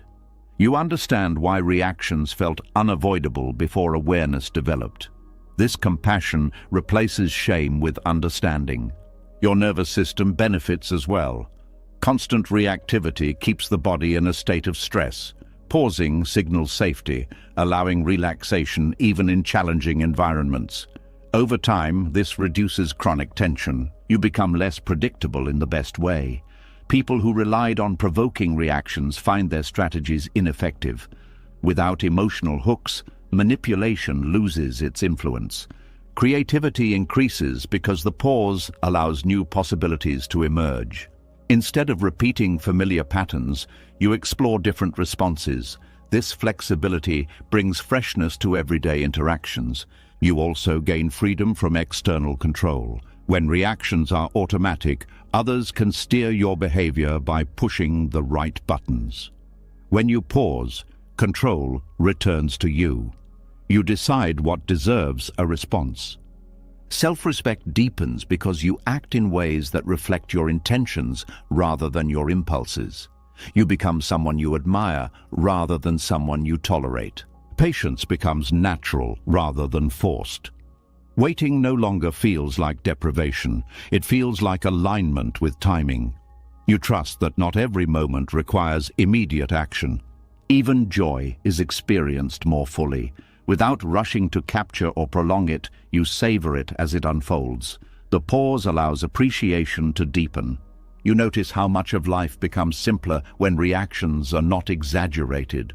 Small inconveniences remain small. Minor misunderstandings resolve quickly. Energy is preserved for what truly matters. There is also a moral clarity that develops. You recognize when silence is wiser than speech, when firmness is needed, when compassion is appropriate. These distinctions arise naturally from observation rather than rigid rules. You become less defensive because you are not interpreting every comment as a threat. Curiosity replaces suspicion. You seek understanding before forming conclusions. Physical movement reflects this calm. Gestures become deliberate, posture relaxed, pace steady. You move through space without urgency because you are not chasing or escaping anything. You also become more attentive to others' pauses. You recognize when someone else is choosing restraint instead of reacting. This awareness fosters mutual respect. Gratitude emerges for the simplicity of being able to choose. Many people never discover this space and remain trapped in cycles of reaction. Recognizing your freedom increases appreciation for awareness itself. You begin to trust silence in conversations. Silence is no longer awkward but meaningful, allowing thoughts to settle and sincerity to surface. Mistakes become less frequent because you are not acting under pressure. When errors occur, you correct them calmly instead of reacting defensively. There is a quiet joy in knowing that freedom does not require changing circumstances. It exists in how you meet them. This realization makes you less dependent on external stability. You also experience less emotional exhaustion. Reactivity drains energy quickly. Pausing conserves it, allowing you to remain present longer without fatigue.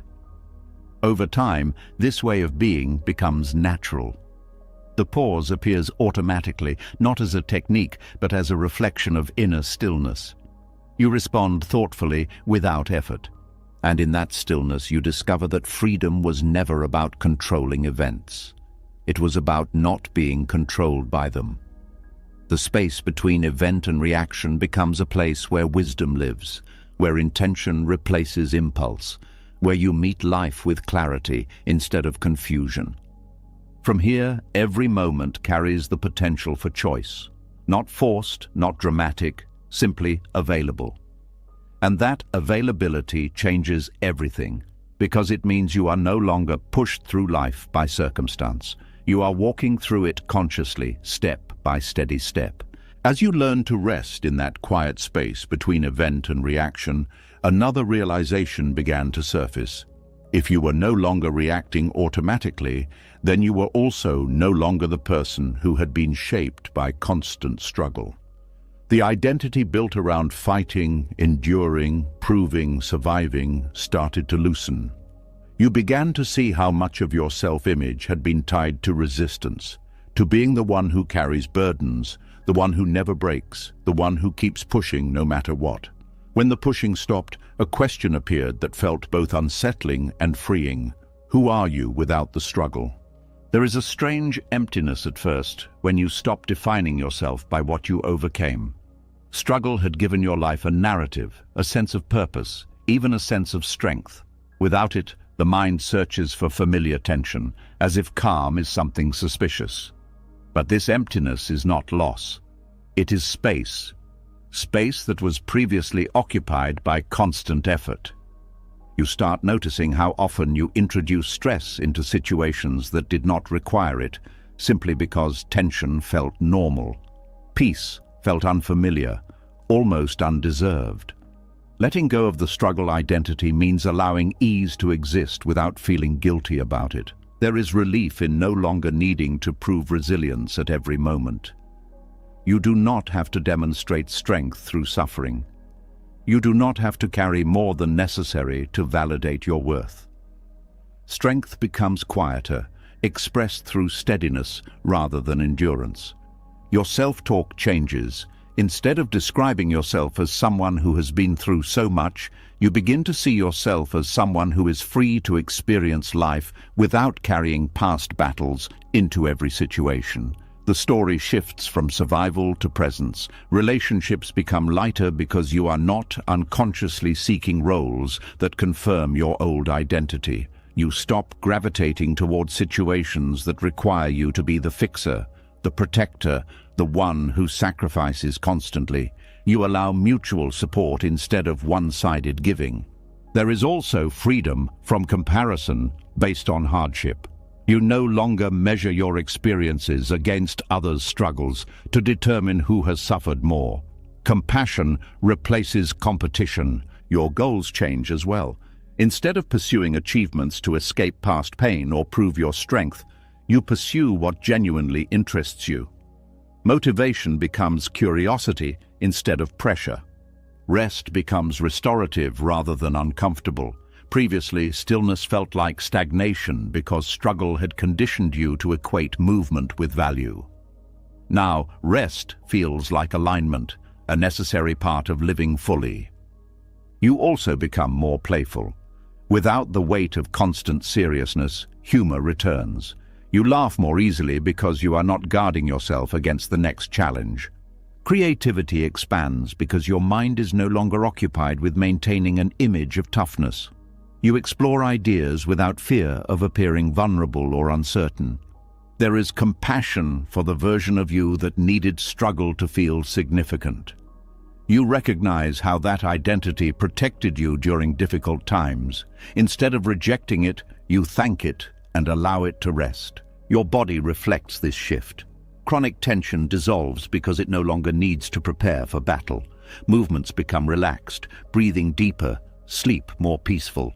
You begin to enjoy success without waiting for something to go wrong. The expectation that calm must be temporary fades. You allow stability to exist without anticipating its collapse. There is also humility in accepting that you do not have to carry everything alone. Asking for help no longer feels like weakness because your identity is not built on independence at all costs. Forgiveness deepens, especially toward yourself. You release the belief that you must keep paying for past mistakes through ongoing struggle. You allow yourself to move forward without dragging chains behind you. Your perception of time changes. Life feels less like a series of battles and more like a continuous unfolding. You stop bracing for impact and start noticing opportunities for growth and connection. There is gratitude for simple experiences that were previously overshadowed by urgency. A quiet morning, a meaningful conversation, a walk without purpose. These become enough.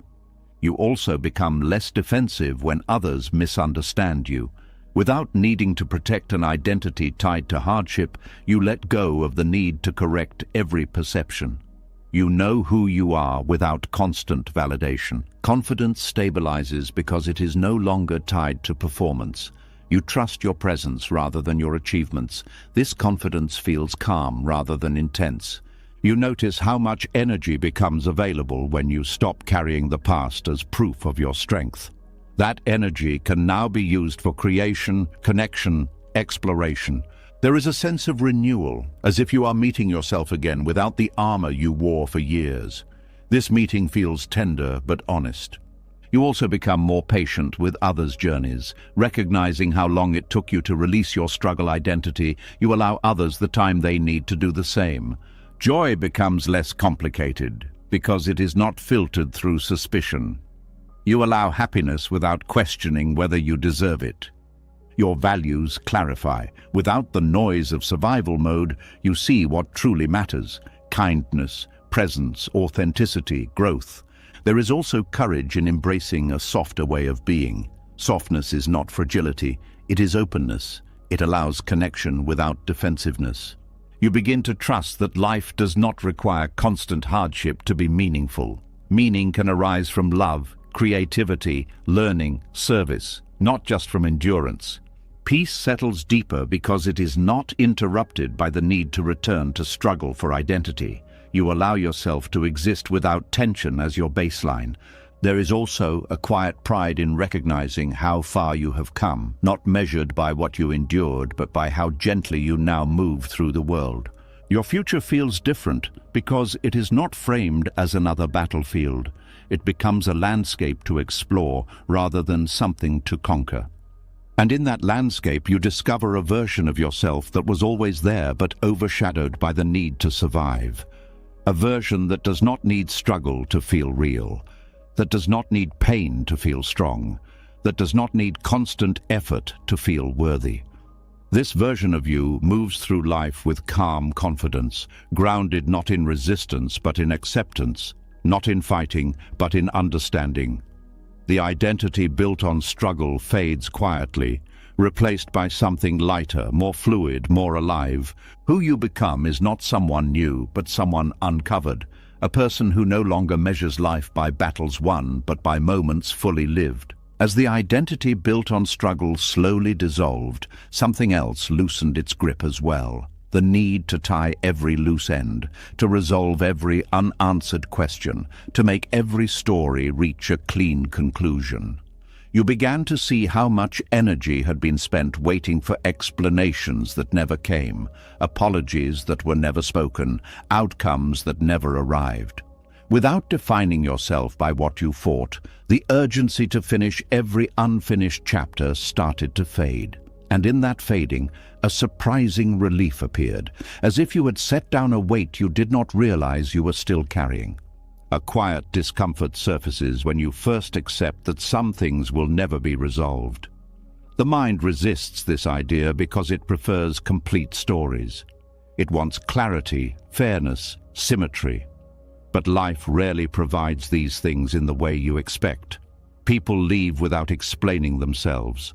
Opportunities disappear without closure. Words remain unsaid. Accepting this feels like stepping into uncertainty, yet it is also the doorway to peace. You begin to notice how the demand for closure kept old situations alive long after they had ended. By replaying conversations, imagining different outcomes, or waiting for a final message, you were maintaining a connection to something that no longer existed in reality. Letting go of closure does not erase the past, but it removes the emotional hook that keeps pulling you back. There is freedom in allowing a story to remain unfinished. You stop trying to edit events into something that feels fair or meaningful. You allow them to be exactly what they were: incomplete, imperfect, unresolved. This acceptance softens the sharp edges of memory. Forgiveness becomes easier because it no longer depends on acknowledgement from others. You do not need someone to admit wrongdoing for you to release resentment. You understand that holding on to anger keeps you tied to the situation more than it affects the other person. You also stop searching for hidden messages in silence. When someone does not respond, when an explanation never comes, you no longer interpret it as a puzzle to solve. You accept silence as its own answer, even if it is not satisfying. This shift brings calm to relationships that ended abruptly. Instead of wondering what you did wrong or what could have been different, you allow the connection to exist in memory without dissecting it. The emotional charge decreases because analysis is no longer feeding it. Your attention returns to what is present instead of what is missing. Energy that was spent on unresolved past situations becomes available for current experiences. You feel more engaged with life because you are not mentally revisiting unfinished business. There is also a deeper understanding of human limitation. People act from their own confusion, fears, and blind spots. Not every action is intentional or meaningful. Recognizing this reduces the need to interpret everything personally. Grief transforms when closure is no longer required. Loss remains painful, but it stops being complicated by unanswered questions. You mourn what happened without needing to fully understand it. You start to trust that peace does not depend on resolution. It comes from acceptance, from allowing life to include uncertainty and incompleteness. This trust reduces anxiety because you are not waiting for a final piece to fall into place. The mind becomes quieter because it is not constantly searching for conclusions. Thoughts slow down, making space for clarity and rest. You also become more resilient to future uncertainty. When new situations arise without clear outcomes, you are less disturbed. You have learned that stability does not require complete information. There is a sense of maturity in recognizing that closure is not always a gift others can give you. Sometimes it is something you grant yourself by deciding to stop reopening the past. You begin to appreciate the beauty of open endings. Not everything needs to be defined to be meaningful. Some experiences remain significant precisely because they were incomplete. Self-compassion grows because you stop blaming yourself for not resolving everything. You accept that you did what you could with the understanding you had at the time. Your expectations of others become more realistic. You no longer demand perfect communication or emotional clarity from people who may not be capable of providing it. There is also relief in not needing to explain yourself endlessly. You allow misunderstandings to exist without chasing correction. Your sense of identity no longer depends on being fully understood by everyone. You discover that closure often comes quietly when you stop searching for it. Distance, time, and acceptance do their work without force. The emotional landscape of your life becomes less cluttered. Old situations fade into the background instead of dominating your thoughts. You also become more open to new experiences because you are not comparing them to unresolved past ones. Fresh connections are allowed to exist on their own terms. Trust in life deepens. You see that even without perfect endings, life continues to unfold with opportunities for growth and meaning. There is gratitude for the lessons learned, even when the story did not end the way you hoped. You recognize that understanding does not always arrive in the form of explanations. You feel lighter because you are not carrying unfinished conversations in your mind. Silence becomes peaceful instead of heavy. There is courage in letting go of the need for final answers. You step forward without certainty, guided by presence rather than resolution. Your sense of freedom expands because the past no longer holds you in place. You move without waiting for permission from memories. Eventually, you realize that closure was never about finishing the story. It was about releasing the need for the story to be different. And when that need dissolves, the haunting stops, not because everything was resolved, but because you stopped resisting what remained unresolved. In that acceptance, life opens again, not as a series of problems to solve, but as a flow of experiences to live. As the need for closure faded and unresolved stories stopped pulling your attention backward, another habit began to weaken without effort: the constant urge to measure your life against someone else's. You noticed how often comparison had been fueled by unfinished feelings, by the belief that others had moved on while you were still searching for answers. But once you allowed your own story to remain incomplete without distress, the pressure to check where you stood in relation to others started dissolving. It became clear that comparison had been another way of resisting reality, another attempt to force life into a hierarchy that could explain your place in it. A quiet discomfort appears the first time you stop comparing, because you realize how automatic it had been. The mind was always scanning for who was ahead, who was behind, who was doing better, who was falling short. Without that mental scoreboard, there is a strange silence, as if a background noise has suddenly disappeared. Relief follows quickly. You no longer feel the need to evaluate your progress based on someone else's timeline. Achievements regain their personal meaning instead of being reduced to proof that you are keeping up. You celebrate what matters to you, not what impresses others. You also become less threatened by other people's success. Their progress stops feeling like evidence of your inadequacy. You can appreciate their accomplishments without translating them into criticism of yourself. Envy loses its grip because it relies on the belief that life is a competition with limited rewards. Acceptance reveals that paths are not interchangeable. What belongs to someone else does not diminish what is available to you. Your sense of identity stabilizes because it is no longer shaped by contrast. You are not defined by being better or worse than anyone else. You exist on your own terms. There is also freedom from the pressure to perform.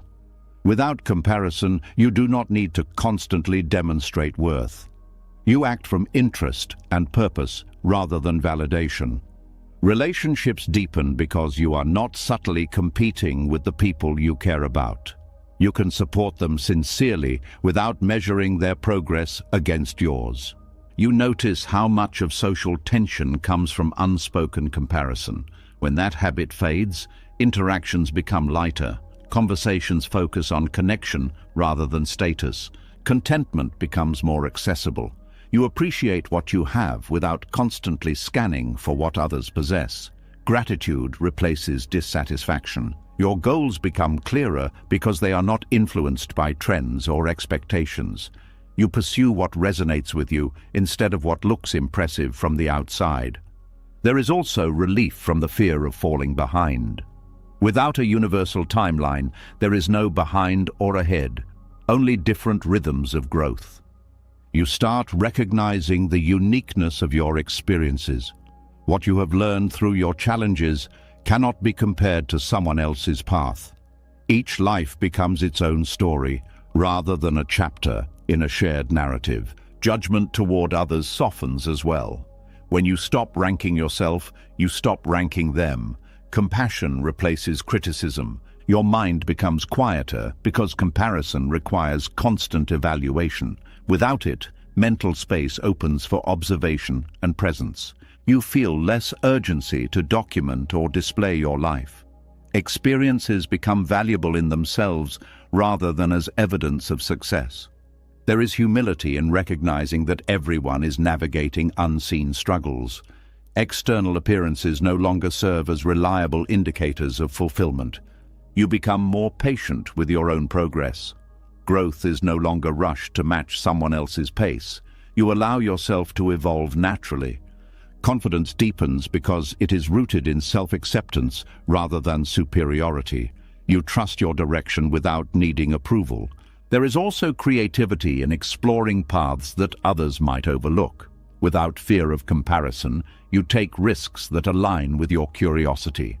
You notice beauty in diversity of experience. Different lives become interesting rather than threatening. Variety replaces hierarchy. Your emotional stability improves because mood is not tied to how you measure up on a given day. Self-worth becomes consistent.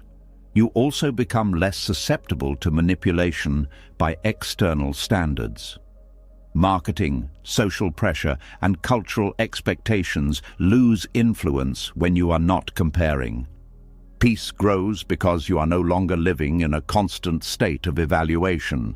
Life becomes something to participate in, not something to win. There is gratitude for ordinary moments that were previously overshadowed by ambition.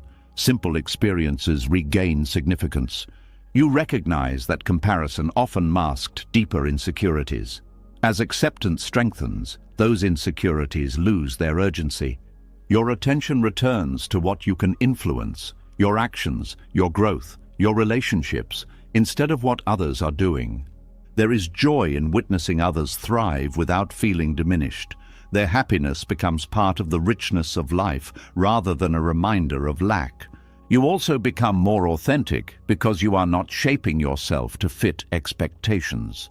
Expression becomes honest rather than strategic. The pressure to maintain an image fades. You allow yourself to be seen as you are without editing your life for comparison. You realize that time spent comparing was time not spent living. This awareness increases appreciation for the present. There is courage in stepping away from environments that encourage constant comparison. You choose spaces that support authenticity. Your sense of abundance expands. Instead of viewing opportunities as scarce, you see possibilities everywhere. You also become less reactive to criticism because your value is not determined by external judgment. Feedback becomes information rather than threat. Trust in your own journey deepens. Even without guarantees, you feel aligned with where you are. Eventually, comparison stops appearing altogether, not because you forced it away, but because it no longer makes sense. You see that life was never meant to be measured across different stories. And in that realization, a quiet freedom settles in. The freedom to live without constantly looking sideways. The freedom to move forward without checking who is watching. The freedom to exist without needing to prove that you belong where you are. As comparison faded and the need to measure your life against others lost its hold, another subtle habit became visible. The constant negotiation happening inside your mind. You noticed how often you tried to strike deals with reality itself, silently insisting that things should have turned out differently, that if you thought about it long enough, worried enough, resisted enough, life might rearrange itself to match your expectations. Without the noise of comparison, this inner bargaining stood out clearly.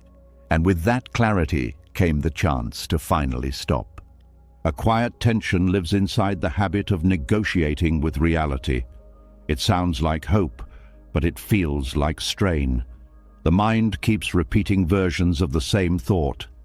This should not be happening. This cannot be how it ends. Something must change. But reality does not respond to mental contracts. It simply continues moving, unaffected by internal arguments. You begin to see how much suffering came from trying to rewrite what had already occurred.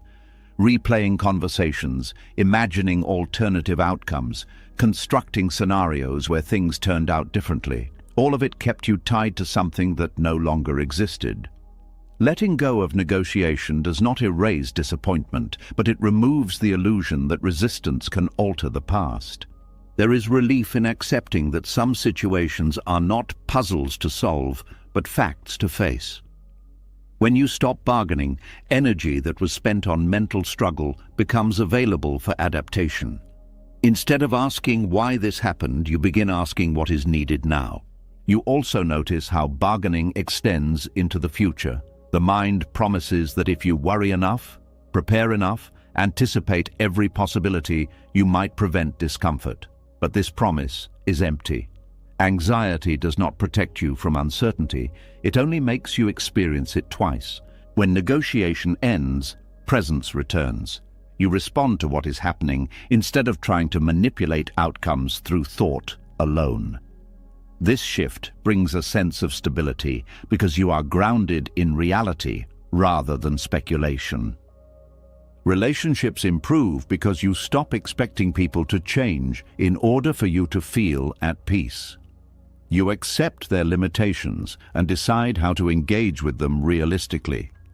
This does not mean tolerating harmful behavior. It means seeing clearly instead of hoping endlessly.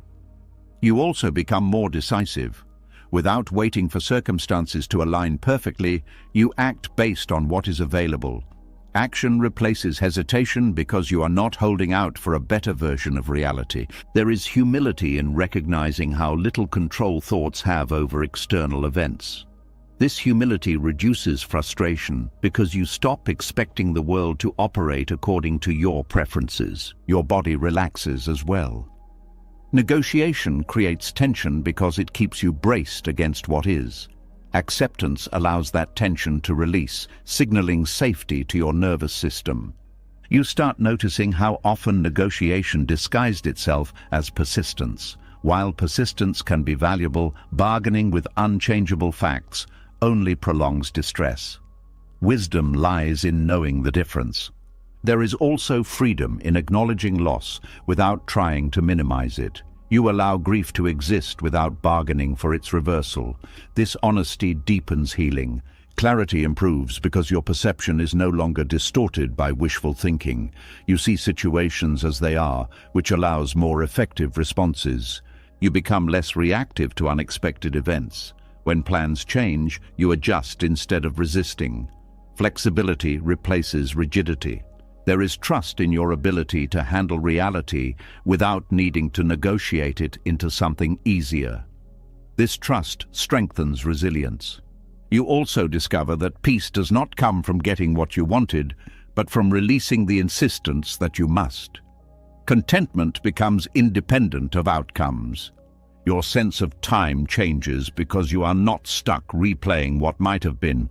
Each moment becomes an opportunity rather than a reminder of unmet expectations. There is compassion for others who are still bargaining with their circumstances. You recognize the exhaustion in their struggle because you have lived it.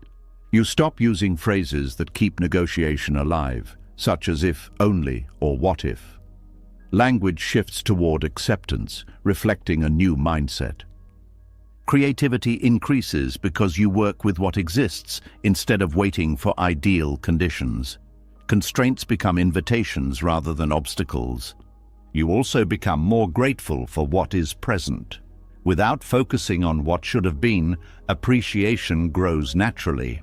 Confidence deepens because you trust your ability to navigate reality as it unfolds.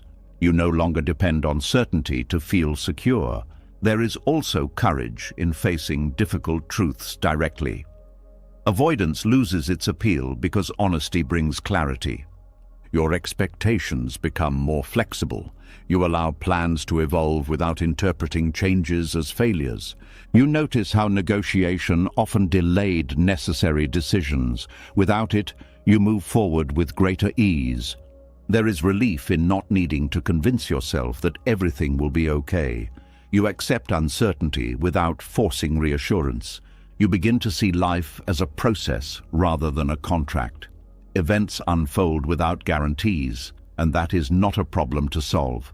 Peace stabilizes because it is grounded in acceptance rather than hope for different circumstances. It remains even when situations are imperfect. You also experience more joy because attention is not consumed by resistance. Moments of beauty stand out more clearly. Eventually, the habit of negotiating fades completely. Reality no longer feels like an opponent to persuade, but a landscape to move through. And in that movement, you discover a deeper form of freedom, the freedom that comes from meeting life without conditions, without bargaining, without the quiet insistence that it must be otherwise. Life continues as it always has, but you meet it differently, not with resistance, not with negotiation, but with calm willingness to participate in whatever unfolds next.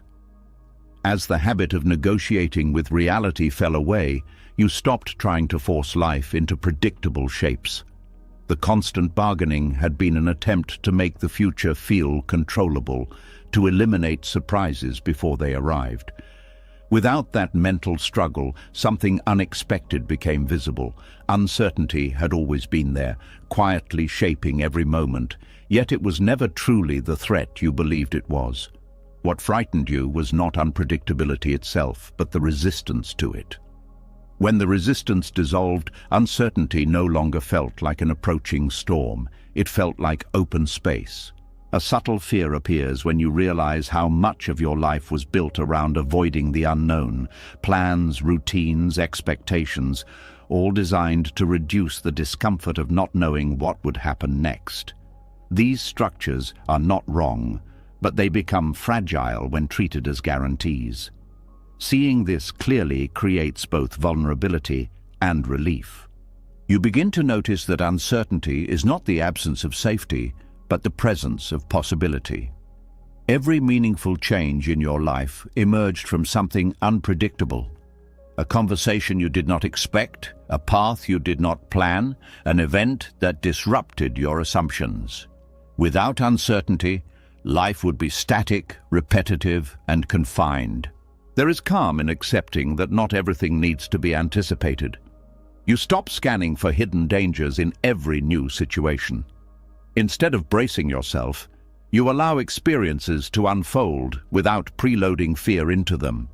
Anxiety decreases because it feeds on imagined futures. When you stop treating those imagined outcomes as facts, the emotional intensity fades. You still prepare when necessary, but preparation no longer turns into obsession. Trust begins to replace control. You trust your ability to respond rather than your ability to predict. This trust is quieter but more stable than the illusion of certainty. Your perception of risk changes. Uncertainty does not automatically signal danger. It simply indicates that information is incomplete. This distinction prevents unnecessary alarm. You become more present because attention is not stretched across countless hypothetical scenarios. Awareness returns to what is actually happening. Flexibility increases. When plans shift, you adapt instead of collapsing. Change becomes part of the process rather than an interruption. There is humility in recognizing that life has always been uncertain, even during times that felt secure. Stability was never guaranteed. It was simply less obvious. You also become more compassionate toward others who struggle with unpredictability. Fear of the unknown is deeply human, and understanding this softens judgment. Creativity expands because uncertainty invites exploration. Without predetermined outcomes, you are free to experiment and discover. Your decision-making improves because you are not paralyzed by the need for perfect information. You act with what you know and adjust as new details emerge. There is also courage in stepping into situations without guarantees. Courage is not the absence of fear, but the willingness to move despite it. You notice how much energy was wasted trying to foresee every possibility. Releasing that effort leaves you feeling lighter. Patience grows because you accept that clarity often arrives gradually. You allow time to reveal what cannot be understood immediately. Relationships deepen when you stop expecting predictability from people. You allow them to evolve instead of demanding consistency at all costs. There is gratitude for moments of surprise that bring joy. Uncertainty makes these moments possible. You also learn to distinguish between caution and fear. Caution protects you, fear restricts you. Acceptance allows caution without panic. Resilience strengthens because you are not shattered by unexpected events. You recover more quickly because you did not expect life to follow a rigid script. Your sense of identity becomes less dependent on stability. You remain grounded even as circumstances change. There is a quiet excitement in realizing that the future is not predetermined. Possibility replaces dread. You become more attentive to opportunities that appear suddenly. Without rigid expectations, you recognize potential in unexpected places. There is also relief in not needing to control everything. Responsibility becomes manageable when it is not mixed with impossible demands. You start trusting life's unfolding, not as blind optimism, but as recognition that unpredictability is part of growth. Your emotional range expands. You allow yourself to feel uncertainty without labeling it as negative. Confidence stabilizes because it comes from adaptability rather than certainty. You know you can handle change even if you cannot predict it. You also become less attached to outcomes. Effort matters more than results because results are influenced by variables beyond your control. There is wisdom in understanding that certainty is often an illusion. Even the most carefully planned lives contain unforeseen turns. Peace emerges from this understanding, not a fragile peace dependent on perfect conditions, but a grounded calm that remains even when the path ahead is unclear. You move forward without needing to see the entire road. Each step reveals the next, and that becomes enough. Eventually, uncertainty stops feeling like something to endure and starts feeling like something to live within. It becomes the backdrop of existence rather than a problem to solve. And in that acceptance, a deeper security appears. Not the security of knowing what will happen, but the security of knowing you can meet whatever happens with presence, clarity, and steadiness. Life remains unpredictable, yet you are no longer threatened by its openness. You walk into the unknown not as a victim of chance, but as a participant in a reality that was never meant to be fully controlled. As uncertainty stopped feeling like an enemy and became something you could live with, the constant urgency that once filled your days began to loosen. When you no longer needed the future to arrive quickly so you could finally feel safe, the pressure to hurry quietly faded. You started noticing how often you had rushed, not because life required it, but because discomfort made stillness unbearable. Without resistance to the unknown, time itself felt less threatening, and in that softened relationship with time, a new rhythm began to appear, one that was slower, steadier, and far more natural. A subtle exhaustion becomes visible when you realize how long you have been living as if you were late for something. Even during calm moments, there was a background tension pushing you forward, telling you that you should be somewhere else, doing something more, achieving something faster. Letting go of this pressure feels unfamiliar at first, like stepping off a moving walkway and discovering your own pace again. You begin to see that rushing was often an attempt to escape the present. When the current moment felt uncomfortable, the mind sped toward the next one, hoping relief would be waiting there. But relief rarely arrived because the habit of rushing followed you wherever you went. There is relief in allowing yourself to move without urgency. Ordinary tasks become calmer because they are no longer treated as obstacles between you and a future reward. Washing dishes, walking down a street, having a conversation, these experiences regain their texture when they are not hurried through. Your body responds quickly to this shift. Breathing deepens, shoulders relax, movements become less abrupt. The nervous system no longer interprets every moment as a race against time. This physical calm reinforces emotional stability. You start noticing details that were previously invisible. Colors seem richer, sounds clearer, sensations more distinct. Life feels fuller because attention is not divided between now and what comes next. Productivity improves in a quiet way. Without rushing, you make fewer mistakes and waste less energy correcting them. Focus replaces frantic effort, leading to better results with less strain. There is patience in waiting that did not exist before. Lines, delays, slow progress. These no longer feel like personal attacks. They become part of the flow rather than interruptions. You also become more attentive to the pace of others. Instead of pushing conversations forward or finishing sentences in your head, you allow people to express themselves fully. This presence deepens connection.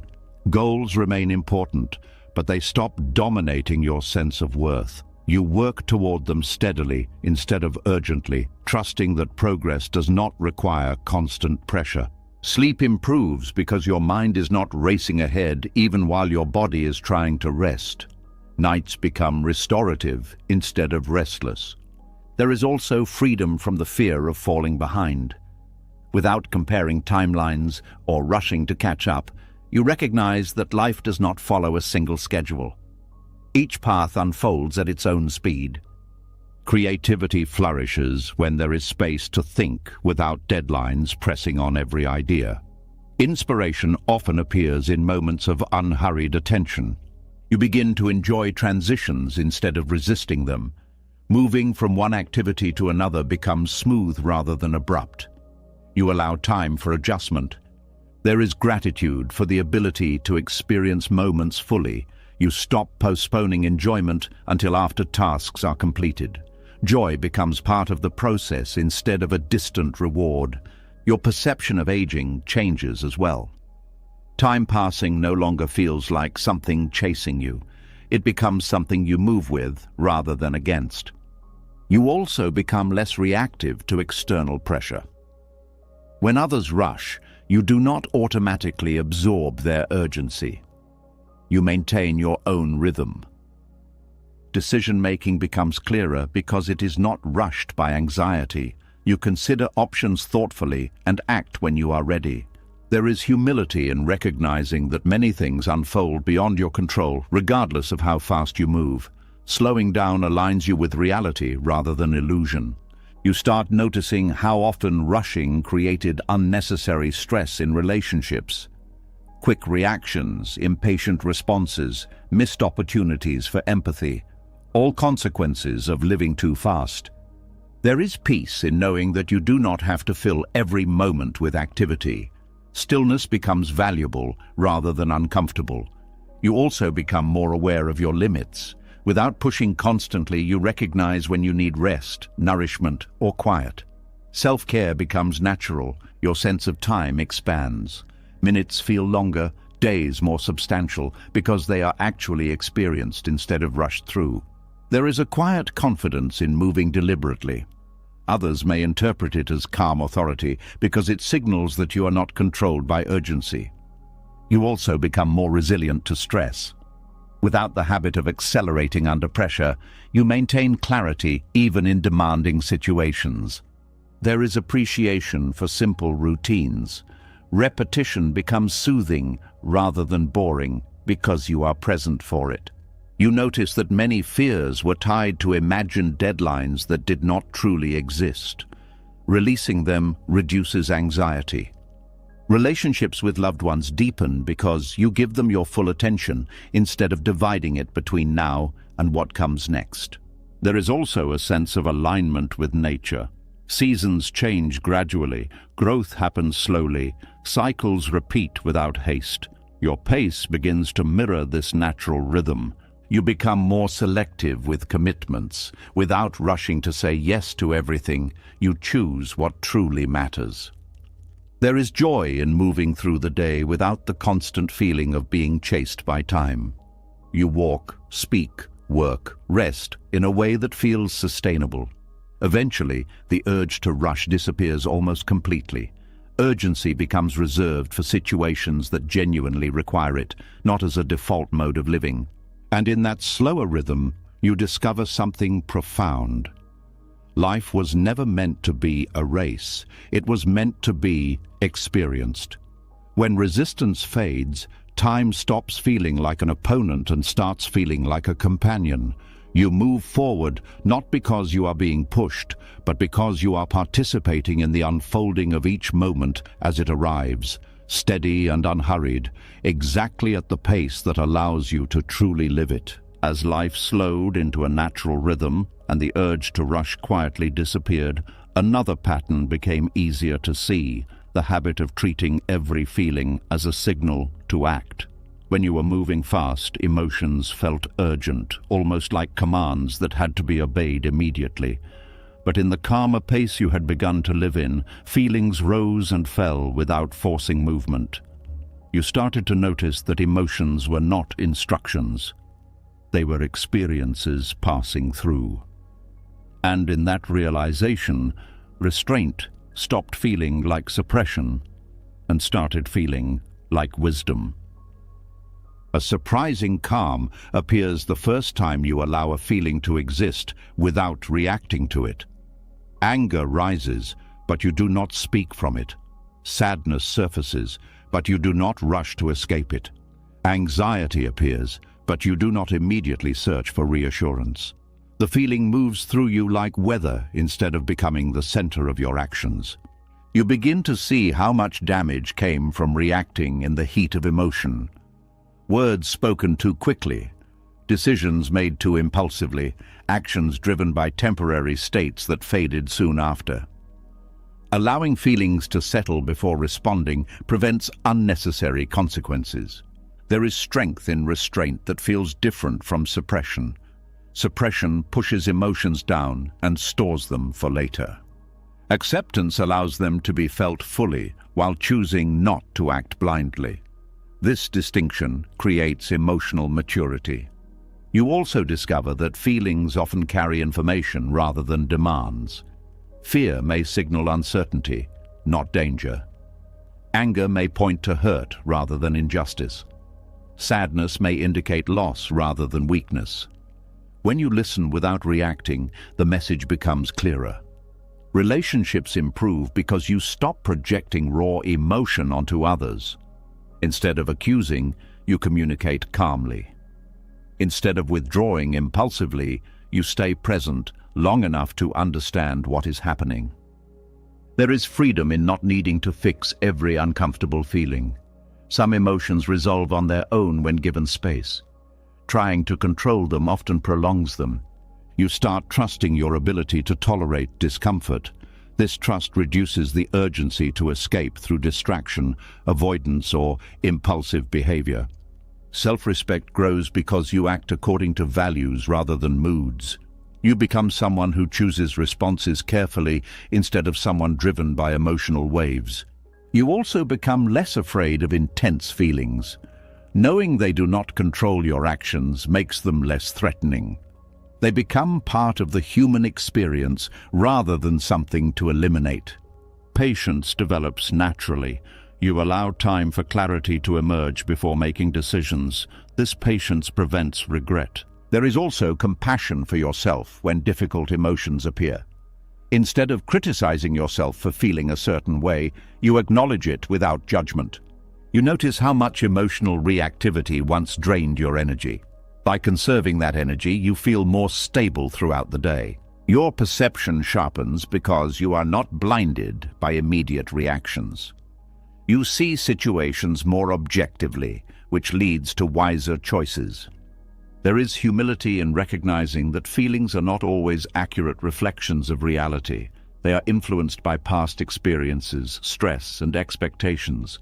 You become more trustworthy to others because they know you will not react unpredictably.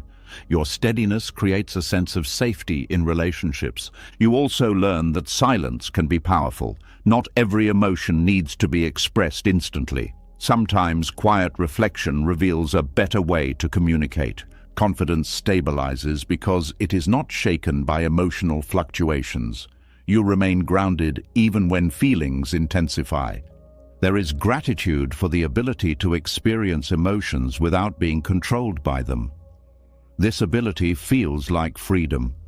You also become more aware of how others are feeling, not to react, but to understand. Empathy deepens when you are not overwhelmed by your own responses. Stress decreases because you are not amplifying emotions through impulsive action. Calm responses prevent escalation. You start recognizing patterns in your emotional life. Certain triggers become familiar, allowing you to prepare rather than react. There is also joy in positive emotions that are not rushed into expression. You savor happiness quietly instead of chasing it outward. You learn that restraint does not diminish authenticity. It refines it. Your actions reflect your true intentions rather than temporary impulses. There is wisdom in choosing when to speak and when to wait. Timing becomes as important as content. You also become less reactive to external negativity. Other people's emotions do not dictate yours because you maintain inner stability. There is courage in allowing vulnerability without immediately defending against it. Openness replaces guardedness. Your inner world becomes more spacious because emotions are not crowding each other out. Each feeling has room to be acknowledged and released. Eventually, restraint feels natural rather than forced. You respond thoughtfully without needing to remind yourself to pause. And in that thoughtful response, you discover a deeper form of freedom. The freedom to feel everything without being pushed into action. The freedom to remain calm in the presence of intensity.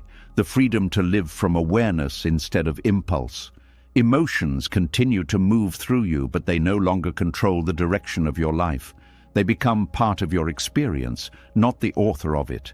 As you learned that not every feeling required action, your inner world became quieter. Without constant reactions pulling your attention outward, something unexpected happened. Awareness began to gather itself again. For a long time, your attention had been scattered across emotions, worries, memories, and predictions, stretched thin by resistance to whatever was happening. But when acceptance replaced resistance, that scattered awareness started returning, as if it had finally been called home. You realized how rarely you had truly been here, fully present, fully aware, fully alive in the moment that was actually unfolding. A subtle sadness appears when you recognize how much of life was lived in fragments. Even during important moments, part of your mind was somewhere else, replaying the past, rehearsing the future, resisting the present. This fragmentation made life feel thin, as if experiences were passing through you instead of being lived by you. Seeing this clearly creates a quiet determination to come back. There is relief in feeling attention settle into the body again. Sensations that were previously ignored become noticeable. The rhythm of breathing, the weight of your hands, the contact of your feet with the ground. These simple signals anchor you in reality more effectively than any thought. You start noticing how resistance had constantly pulled your focus away from what was happening. When something unpleasant occurred, the mind rushed to escape it. When something pleasant appeared, the mind rushed to hold on to it. In both cases, attention left the moment itself. Acceptance allows experiences to unfold without interference. You observe discomfort without amplifying it, joy without clinging to it, neutrality without trying to fill it. This observation stabilizes awareness. Your senses sharpen because attention is no longer divided. Sounds carry depth, colors feel vivid, textures become rich with detail. Ordinary experiences regain intensity simply because you are fully present for them. Time feels different. Moments stretch instead of slipping away unnoticed. A single conversation or walk can feel complete because it is experienced fully rather than partially. You also become more attuned to your thoughts without being consumed by them. Instead of drifting into mental stories, you notice when thinking begins and gently return to what is real. There is calm in realizing that the present moment does not demand perfection. It simply asks for attention. You do not need to improve it or escape it to find peace within it. Relationships deepen because you are truly there. Listening becomes an act of presence rather than preparation for response. People feel the difference immediately. Stress decreases because your mind is not juggling multiple timelines. Attention resting in one place reduces overload. You begin to trust that the present moment contains enough. You do not need constant stimulation or distraction to feel alive. There is also a sense of intimacy with life. Being present creates a closeness to experience that was previously hidden by mental distance. Your memory improves because experiences are actually registered instead of skimmed over. You remember details because you were there for them. You notice beauty in ordinary scenes, light on a wall, the sound of wind, the rhythm of footsteps. These moments were always there, waiting for your attention. There is humility in recognizing how much you missed while living in resistance. This humility motivates gentleness toward yourself rather than regret. Creativity increases because awareness is available for inspiration. Ideas surface naturally when the mind is not crowded. You also become more patient. Presence dissolves the urgency that comes from living in the future. Decision-making improves because clarity emerges when attention is not fragmented. You see options more clearly. There is courage in staying with difficult moments instead of escaping them. This courage builds resilience. Your sense of self becomes less tied to thoughts and more grounded in awareness itself. You experience being rather than constant becoming. There is gratitude for the simplicity of breathing, seeing, hearing, touching, experiences that require nothing but presence. You become less dependent on external circumstances for peace. The present moment is always accessible, regardless of situation. There is also forgiveness for yourself for losing this connection in the past. Distraction was not failure, it was conditioning. You notice how presence transforms even routine tasks into meaningful experiences. Cooking, cleaning, walking, all become opportunities to be alive. Joy becomes quieter but deeper, not tied to excitement but to connection with reality. You also become more aware of when attention drifts and gently bring it back without judgment. This return itself becomes a form of peace. Eventually, presence stops feeling like an effort and becomes your natural state. Resistance no longer fragments awareness because acceptance holds it together, and in that gathered awareness, you discover something simple yet profound. Life was never elsewhere. It was always here, waiting for your attention. The present moment is not just a point in time, it is the only place where experience actually happens. When you stop resisting and allow attention to rest there, you do not escape life. You finally enter it fully, without distance, without fragmentation, without the quiet feeling of missing something that was always right in front of you. As your attention returned fully to the present moment, life stopped feeling like something you were constantly chasing or escaping. You began to experience events as they unfolded, without the filters of resistance or distraction. In that clear awareness, loss appeared differently than before. It was no longer just a painful interruption or something to interpret as unfair. Seen from presence, loss revealed itself as movement, a shift in form, a change in direction, a transition rather than a punishment. This realization did not erase grief, but it softened the sharp edge of confusion around it. A deep ache surfaces when something meaningful leaves your life. Whether it is a person, a role, a dream, or a version of yourself, the absence feels heavy because attachment created familiarity. When presence is strong, you notice that the pain is not only about what is gone, but also about the sudden change in the pattern you are used to living in.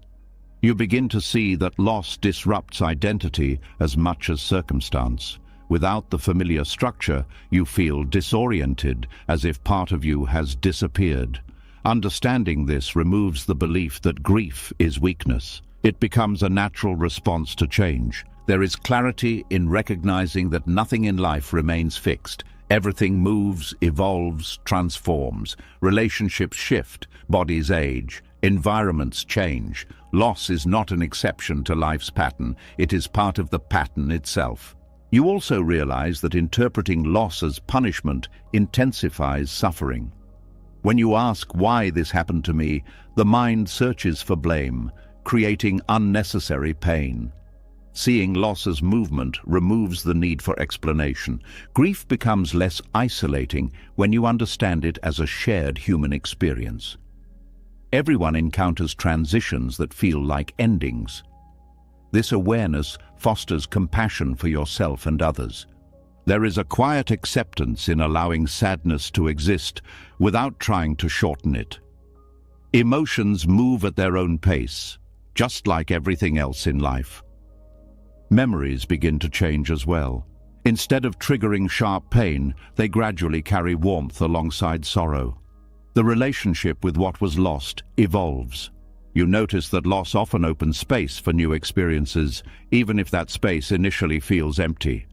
Growth requires room to unfold, and loss creates that room. There is also a deeper appreciation for what remains. Presence highlights the value of what is still here, reducing the tendency to overlook it. Your perception of time shifts. Instead of feeling that something was taken away permanently, you see that it existed fully while it was here. The experience itself cannot be erased. Forgiveness sometimes arises naturally, not because you forced it, but because understanding replaced resentment. You become more attentive to the impermanence of everything. This awareness increases gratitude rather than fear. There is humility in recognizing that you cannot hold on to life indefinitely. Letting go becomes an act of respect for the natural flow of existence. You also develop resilience.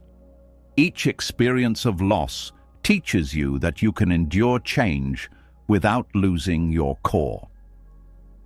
Connection to others deepens because shared vulnerability creates authenticity.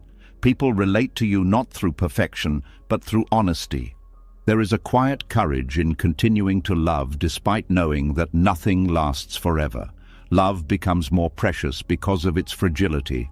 Your sense of self becomes less tied to external circumstances. You discover stability within rather than in what surrounds you. You notice how often loss brings clarity about what truly matters. Priorities shift toward meaning rather than distraction. There is also relief in releasing the expectation that life should be free of pain. Accepting discomfort reduces its intensity. You begin to trust that transitions carry lessons, even if they are not immediately visible. Growth sometimes occurs beneath awareness. Hope returns in a quieter form, not as denial of loss, but as confidence that life continues to unfold. You become more present with others who are grieving, offering presence instead of solutions. Silence often communicates more than words. There is appreciation for the resilience of the human heart, its ability to heal while still remembering. You also notice that loss reshapes your perspective, making you more sensitive to beauty and connection. Peace emerges when you stop resisting the reality of change. You allow life to move without interpreting every shift as injustice. Eventually, grief transforms into a form of wisdom. You carry the experience as understanding rather than pain. And in that understanding, you see that nothing truly disappears. It changes form, influence, and place in your life. What was once external becomes internal. Memories, lessons, strength, compassion. Life continues to move and you move with it, not because you have forgotten what was lost, but because you have accepted that movement is the nature of existence itself. Loss no longer feels like a punishment delivered by life, but like a doorway that led you into a deeper awareness of what it means to be human, to love, to change, and to keep living even when parts of your story have closed. As loss stopped feeling like punishment and began to reveal itself as movement, another quiet shift unfolded inside you. The harsh voice that once judged every mistake, every weakness, every moment of vulnerability started losing its intensity. When you were no longer fighting reality or blaming yourself for what could not be changed, the inner critic had less to attack. It had been fueled by resistance, by the belief that life and you should have been different. When acceptance took root, that voice no longer sounded like authority. It sounded like an old habit that no longer matched who you were becoming. A heavy silence appears when the constant self-judgment fades. At first, it feels unfamiliar because you were used to measuring yourself relentlessly. Without that pressure, you begin to sense how much energy had been spent criticizing rather than understanding yourself. You start noticing how the inner critic developed as a form of protection. It tried to prevent mistakes by punishing you in advance, believing harshness would keep you safe. Recognizing this softens your relationship with it. Instead of fighting it, you see it as something that once served a purpose, but no longer needs to dominate. There is relief in realizing that imperfection does not require condemnation. You allow yourself to be human, capable of error, learning, growth.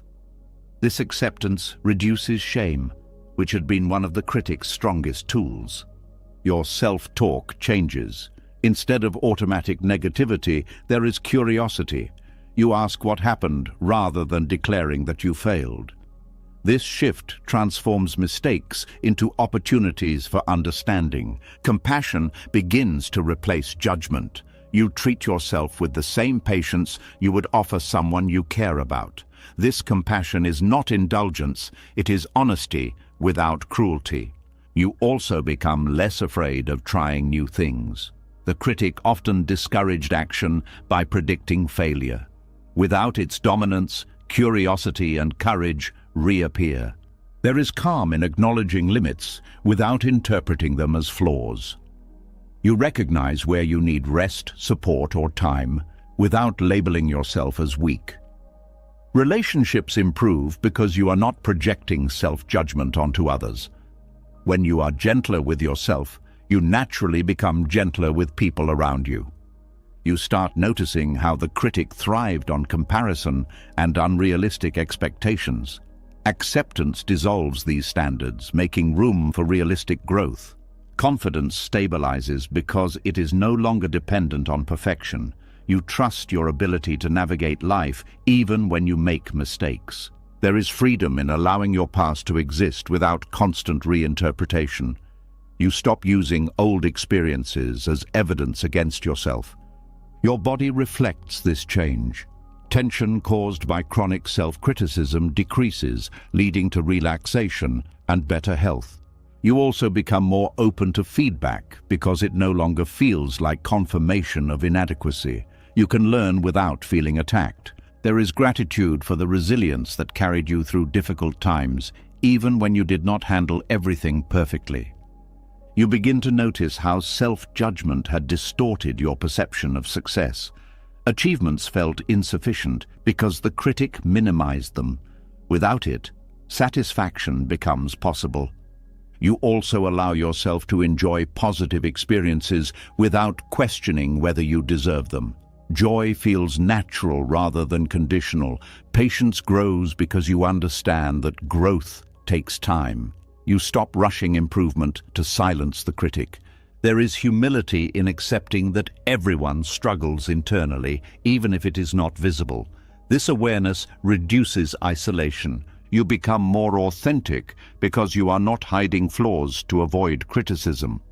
Transparency replaces pretense. There is also courage in admitting uncertainty. Not knowing becomes an invitation to learn rather than proof of inadequacy. Your creativity expands because fear of judgment no longer restricts expression. You explore ideas freely. You notice how much lighter life feels when you are not carrying constant self-blame. Energy becomes available for living rather than defending yourself internally. Forgiveness toward yourself deepens. You release the belief that you must keep punishing yourself to atone for past mistakes. There is appreciation for progress, even when it is gradual. You celebrate movement rather than demanding perfection. You also become more resilient to external criticism because your self-worth is no longer dependent on others' opinions. There is peace in accepting that you will never be flawless, and that this is not a problem to solve. You start trusting your intentions rather than doubting them automatically. This trust strengthens decision-making. There is joy in recognizing your own humanity, the blend of strength and vulnerability that makes you real. Eventually, the inner critic becomes a faint voice rather than a dominating presence. It may still appear, but it no longer defines your identity, and in that quiet, you discover a deeper relationship with yourself. One based on understanding instead of judgment, patience instead of pressure, acceptance instead of resistance. You move through life without needing to prove your worth constantly because you no longer doubt that it exists. The softness that replaces the critic is not weakness. It is strength without hostility, clarity without harshness, a steady kindness toward yourself that allows you to grow without fear. As the inner critic softened and your relationship with yourself became less hostile, silence began to change its meaning. It was no longer filled with accusations, regrets, or anxious thoughts waiting to be heard. The quiet that once felt uncomfortable now felt spacious, almost protective. Without the constant noise of self-judgment, being alone with your own mind stopped feeling like exposure and started feeling like shelter. What used to feel empty slowly revealed itself as peaceful. A subtle uneasiness appears the first time you sit in silence without trying to escape it.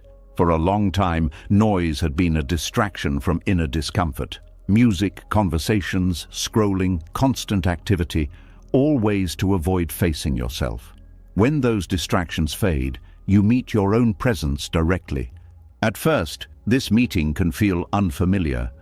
You realize how rarely you allowed yourself to simply exist without stimulation. But as acceptance deepens, the discomfort softens. Silence stops feeling like something to endure and becomes something to rest in. You begin to notice how peaceful your environment actually is when it is not filled with unnecessary noise. The absence of sound allows subtle details to emerge. Distant hums, natural rhythms, the quiet movement of life around you. Your mind also starts to slow down. Without external input to react to, thoughts lose momentum. They appear, pass, and fade without dominating your attention. There is relief in not needing to perform for anyone.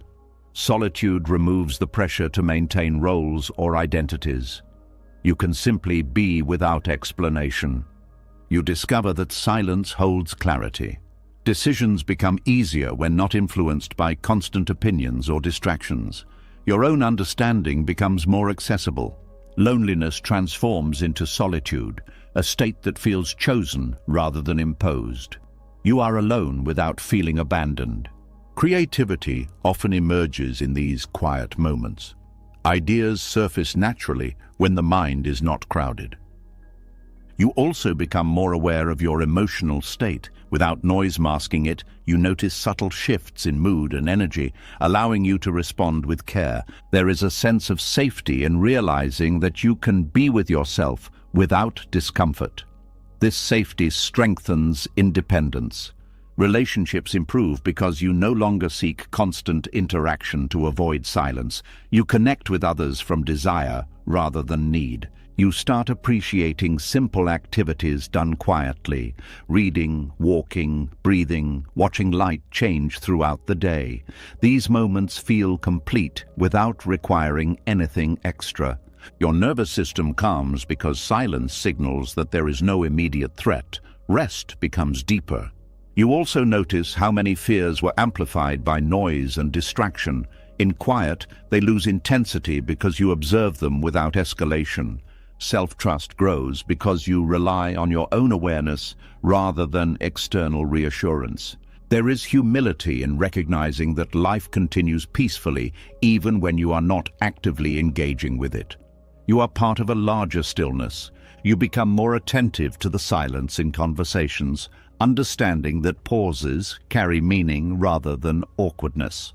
Gratitude arises for the ability to experience peace without needing conditions to create it.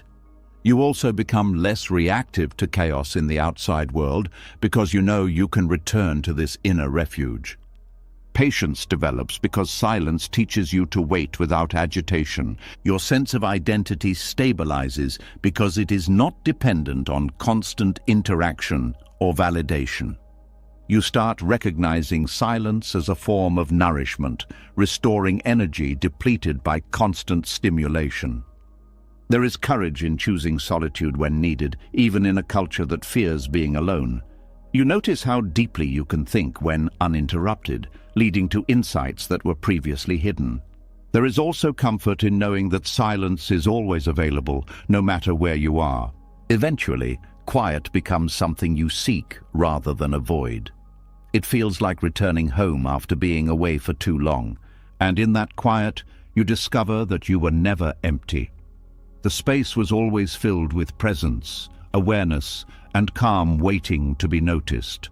Solitude stops feeling like absence and becomes refuge, a place where you can rest, reflect, and reconnect with the steady core of yourself that does not depend on noise to feel alive. As silence became a refuge instead of something to escape, you began to notice another quiet shift. Peace was no longer tied to special moments, achievements, or bursts of pleasure. It appeared in the absence of struggle, in the simple lack of inner conflict. Sitting alone without noise, without pressure, without needing anything to change, you felt a calm that did not come from excitement or satisfaction. It came from the end of argument, the end of fighting reality, yourself, or the moment you were in. This calm was steady, not dramatic, and that is what made it powerful. A subtle realization surfaces when you see how much of your life was spent chasing happiness, as if it was something you had to acquire. You believed peace would arrive after success, after recognition, after everything finally made sense. But even when pleasant experiences occurred, they faded quickly, leaving the mind searching for the next one. Pleasure alone was never stable enough to hold you.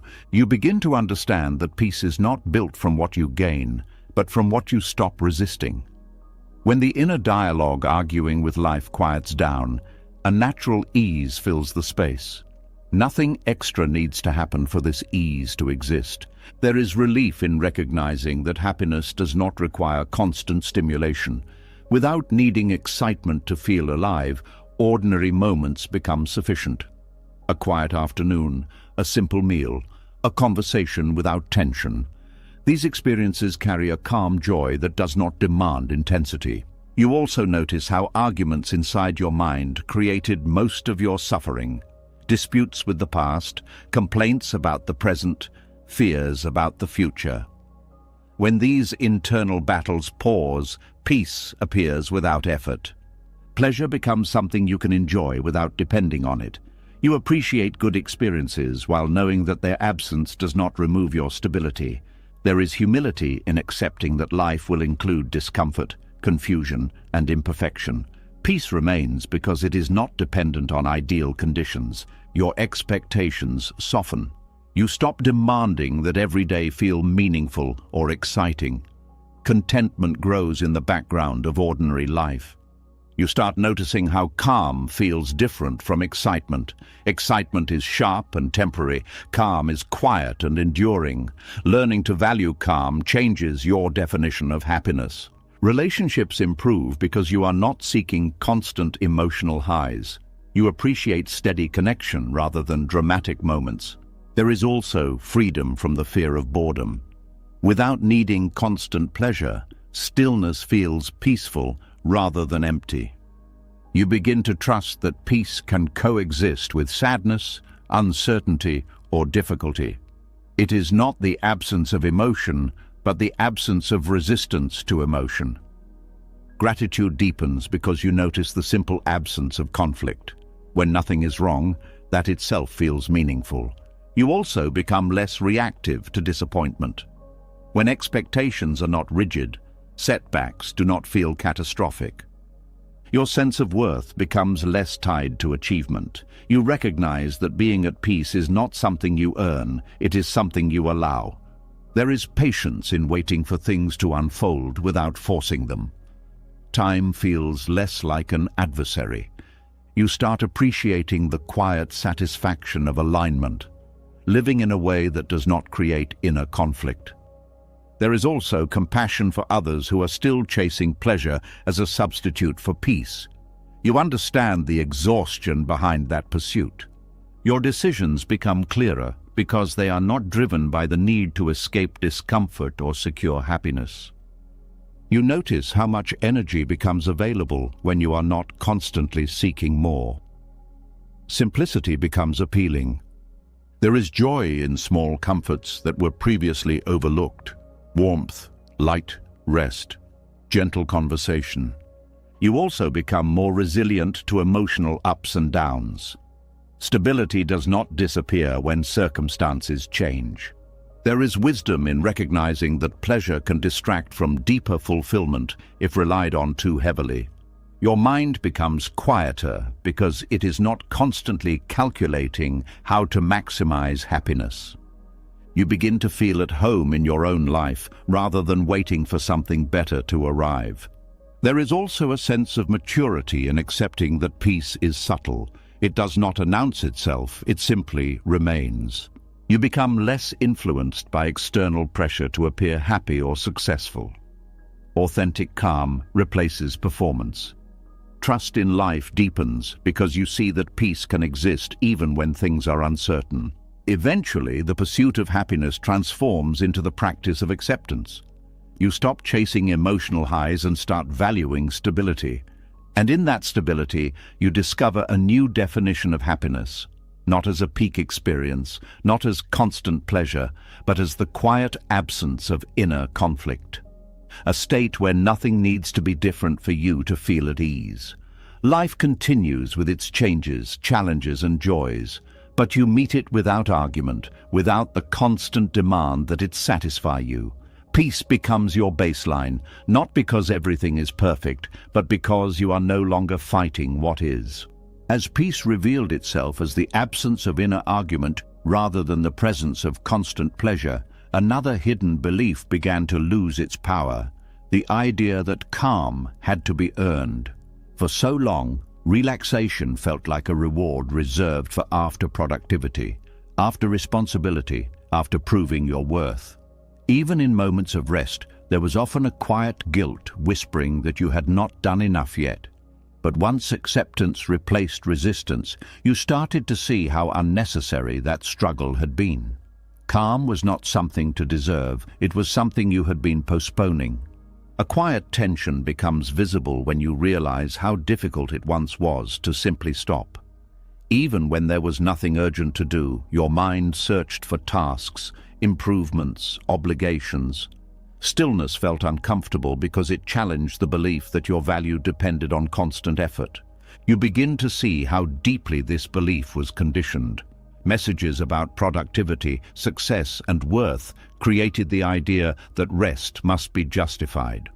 Without realizing it, you treated relaxation as something that required permission. There is relief in understanding that your body and mind were never meant to operate without pause. Rest is not laziness, it is restoration. Without it, clarity fades, and exhaustion becomes normal. You also notice how guilt had contaminated moments that could have been peaceful. Instead of enjoying quiet time, you evaluated whether you had earned it. Acceptance dissolves that evaluation. Calm becomes accessible at any moment, not just after achievement. You allow yourself to breathe deeply without needing a reason. Your relationship with work changes as well. Effort becomes sustainable because it is balanced with recovery. You stop pushing beyond your limits to prove endurance. There is compassion for the part of you that believed rest was dangerous or unproductive. That belief was an attempt to stay safe in a demanding world. You start noticing how much clearer your thinking becomes when you allow pauses. Solutions often appear during rest rather than during intense effort. Relationships benefit because you are more present when you are not exhausted. Energy is available for connection. You also become less reactive to pressure from others. When you trust your need for calm, external expectations lose some influence. Sleep improves because you are not carrying guilt into it. Rest feels natural instead of forced. There is humility in recognizing that you do not have to carry everything alone. Accepting help becomes easier. You begin to enjoy simple forms of relaxation, sitting quietly, taking a walk, watching the sky change. These moments feel meaningful rather than indulgent. Your self-worth stabilizes because it is no longer tied to productivity. You value yourself for being, not only for doing. There is courage in setting boundaries that protect your energy. You decline commitments that would push you beyond balance. You also become more attentive to signs of fatigue before they become overwhelming. Listening to your body becomes an act of respect. There is gratitude for the ability to slow down in a world that often glorifies speed. You start noticing how rest enhances creativity and insight. The mind reorganizes itself when given space. There is also freedom from the fear of wasting time. Time spent restoring yourself is not lost. It is invested in clarity and well-being. You become more patient because urgency no longer defines your pace. You trust that things can unfold without constant pressure. Your mood stabilizes because you are not operating from depletion. Calm becomes your baseline. You also become more compassionate toward others who are struggling with exhaustion. You recognize the cost of constant striving. There is joy in knowing that peace is available even on ordinary days without special accomplishments. You stop postponing happiness until after everything is completed. Life is lived alongside responsibilities, not after them. Your perception of success changes. Balance and well-being become as valuable as achievement. There is also trust in your ability to return to calm even after stressful periods. You know rest will restore you. Eventually, the need to justify relaxation disappears. You rest because it is part of being alive, not because you have earned it. And in that acceptance, you discover a deeper kindness toward yourself. The understanding that calm was never a prize at the end of effort. It was a foundation you had overlooked, always available, waiting for you to stop postponing it. Life continues with its demands and responsibilities, but you meet them from a place of steadiness rather than exhaustion, knowing that peace does not have to be earned. It only has to be allowed. As the pressure to earn rest faded and calm became something you allowed instead of postponed, a deeper realization began to take shape. Much of your exhaustion had come from trying to control every outcome, every feeling, every direction life might take. You were not just living, you were managing, adjusting, predicting, forcing. When acceptance softened that grip, life stopped feeling like something you had to dominate and started feeling like something you could move with. The tension of control gave way to a quieter role, participation. A strange lightness appears when you stop treating life like a problem to solve.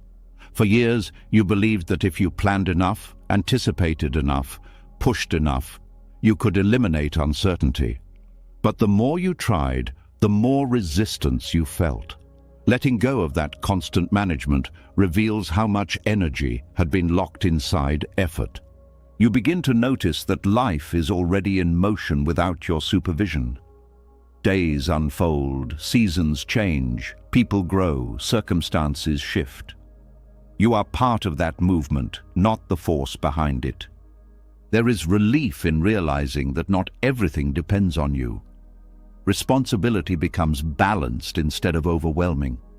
You still act where you can, but you no longer carry what is beyond your influence. You start listening more to situations, to people, to your own intuition.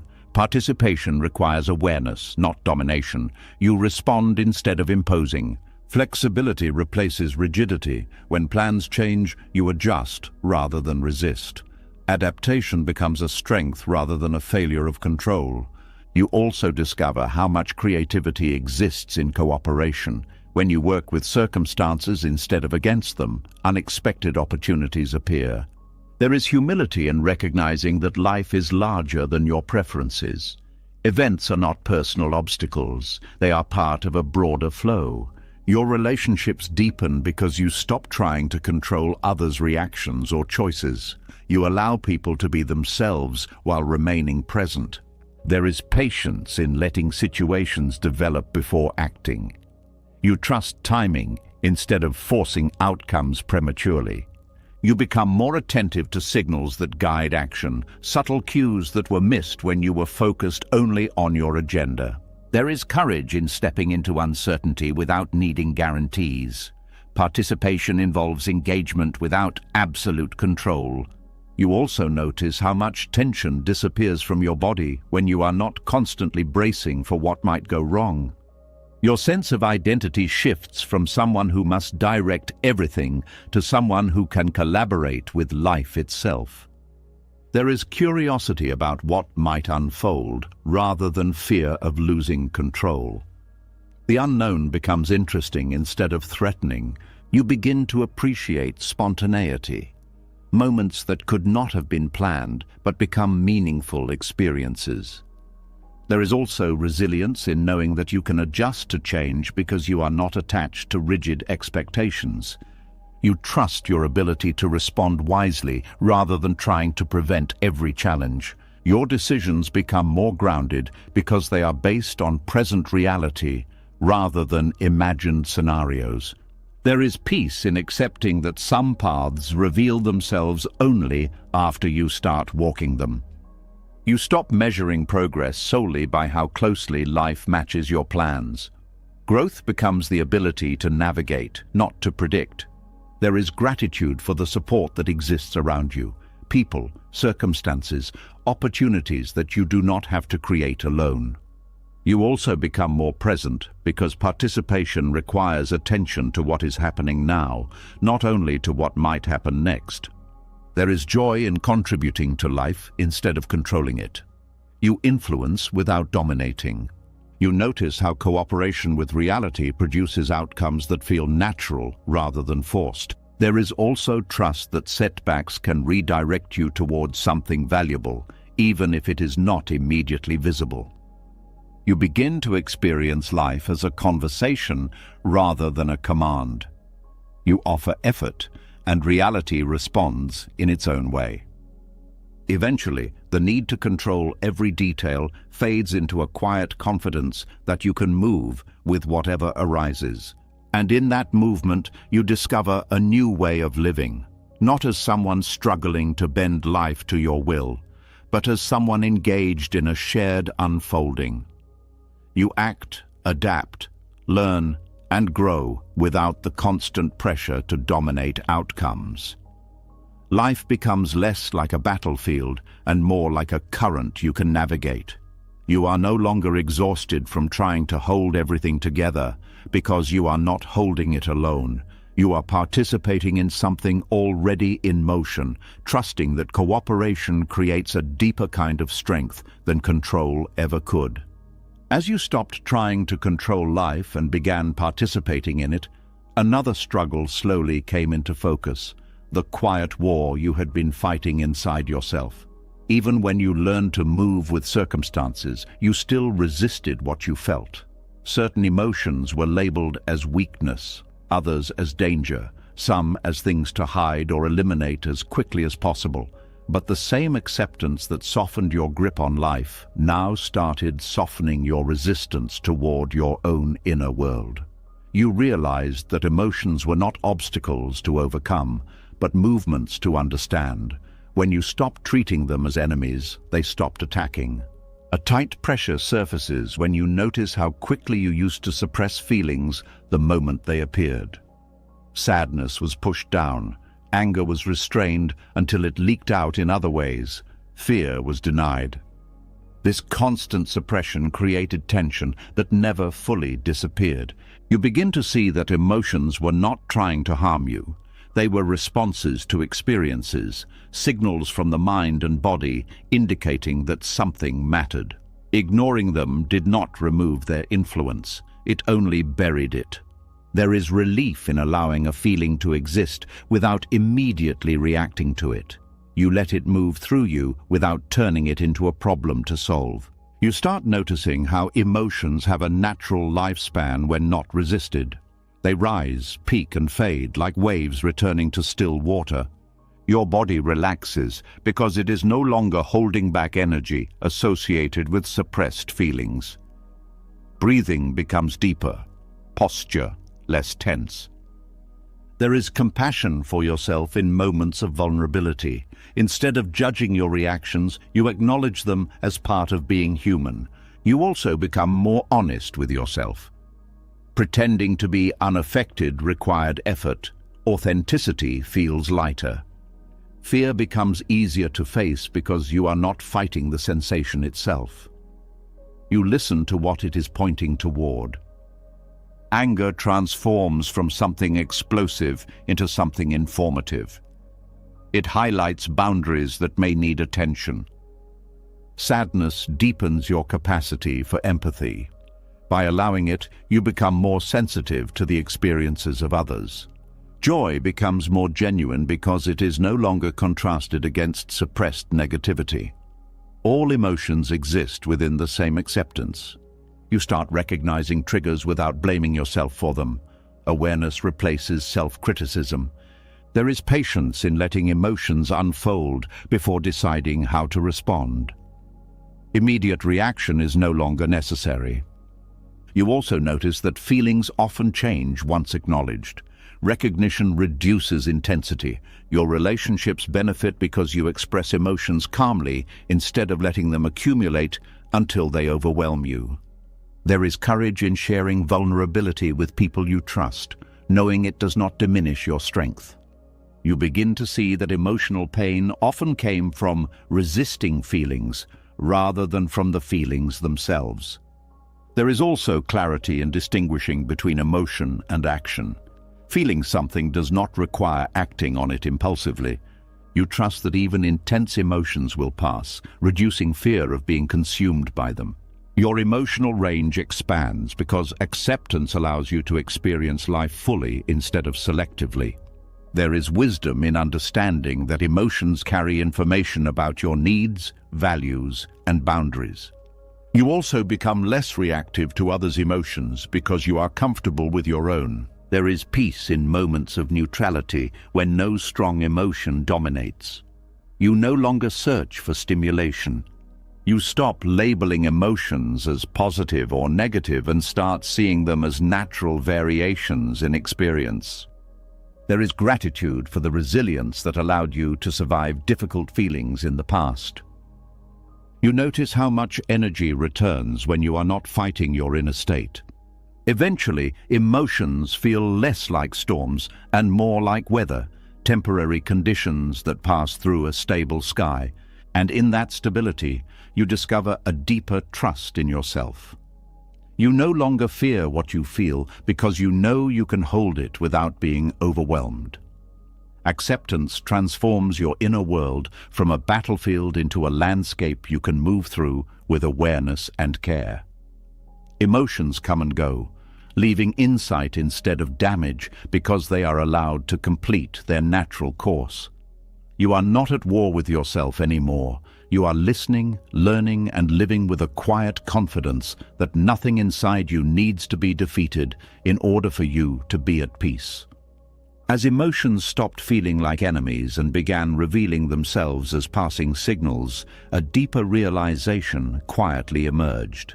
For so long, you believed healing would begin later, when life became easier, when people understood you, when circumstances finally aligned with your hopes.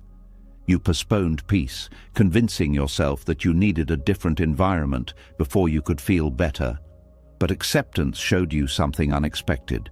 The moment you stopped resisting what was already here, healing had already begun. Nothing outside you needed to change for that process to start. A heavy pause appears when you recognize how much time was spent waiting for conditions to improve before allowing yourself relief. You told yourself you would rest after things settled, forgive after apologies came, move forward after closure arrived. Meanwhile, the present moment was left unused, even though it was the only place where healing could actually occur. You begin to see how this waiting created its own suffering. Life became suspended between what was and what you hoped it would be. Acceptance collapses that gap, bringing your attention back to where your influence truly exists. There is relief in understanding that healing is not an event, but a gradual shift in how you relate to experience.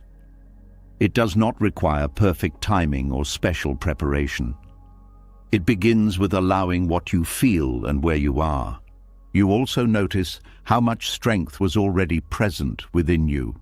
Surviving difficult moments required resilience you did not always acknowledge. Recognizing that strength becomes part of healing itself. There is compassion for the version of you that kept postponing peace because it believed suffering was necessary or unavoidable. You understand that it was trying to protect you in the only way it knew. You start noticing small changes, moments of calm where there used to be tension, clarity where confusion once dominated. These subtle shifts confirm that healing is happening even without dramatic transformation. Your body begins to relax because it no longer feels trapped in constant anticipation of improvement. The nervous system settles when it realizes safety is not dependent on external conditions. There is freedom in forgiving yourself for not healing faster. Growth unfolds at its own pace, and acceptance allows that pace to be enough. You become more attentive to what supports your well-being in the present rather than focusing solely on future solutions. Simple actions like rest, connection, and honest reflection gain importance. There is humility in acknowledging that you do not need to understand everything before moving forward. Healing often happens beyond conscious analysis.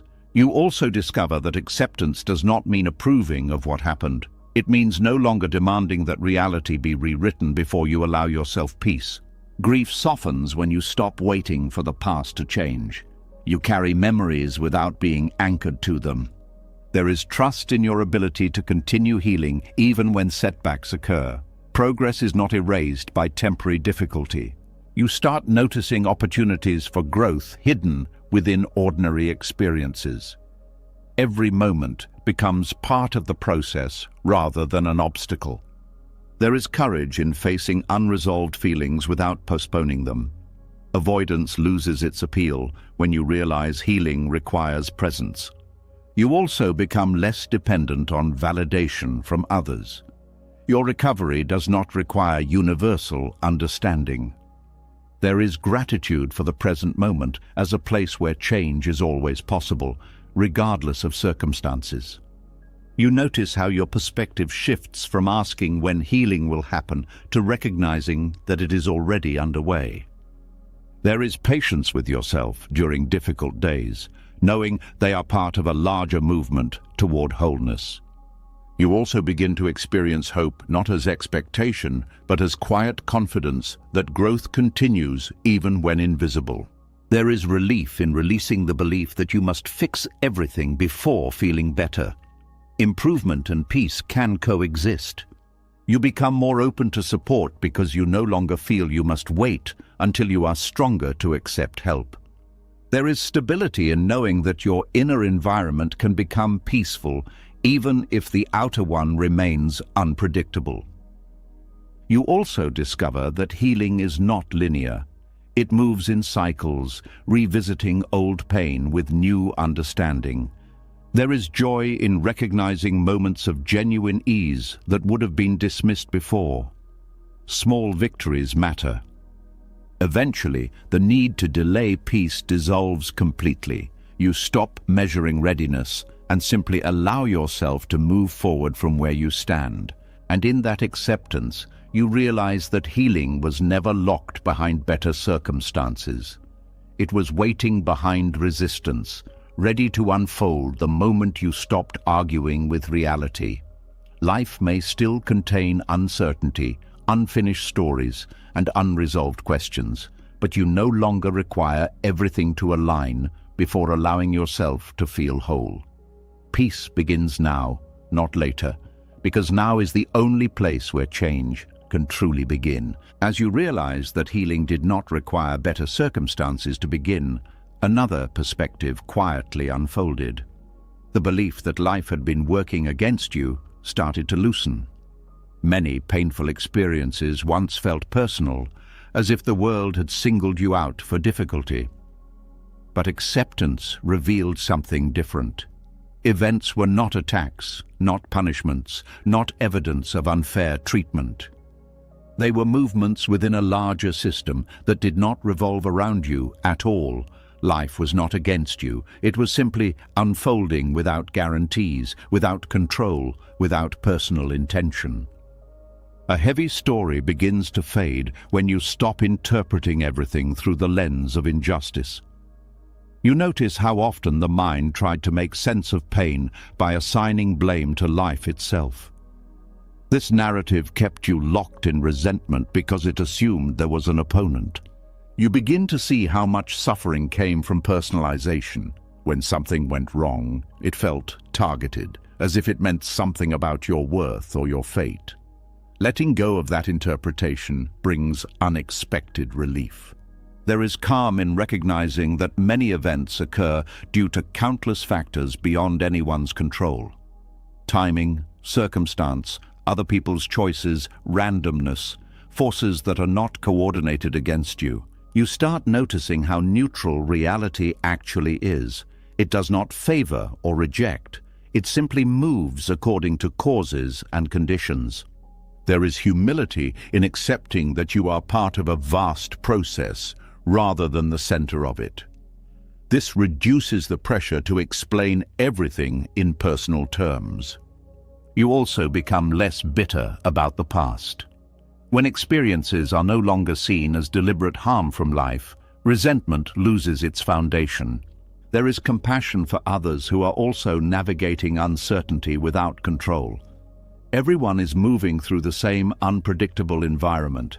You begin to interpret challenges as situations to navigate rather than injustices to protest. Action replaces complaint. There is peace in releasing the expectation that life should follow a fair script. Reality was never designed to match human preferences. You also notice how much energy returns when you stop fighting an imaginary adversary. Life becomes something to engage with, not resist. Your perspective on success changes as well. Positive outcomes are appreciated without assuming they were earned through perfect control.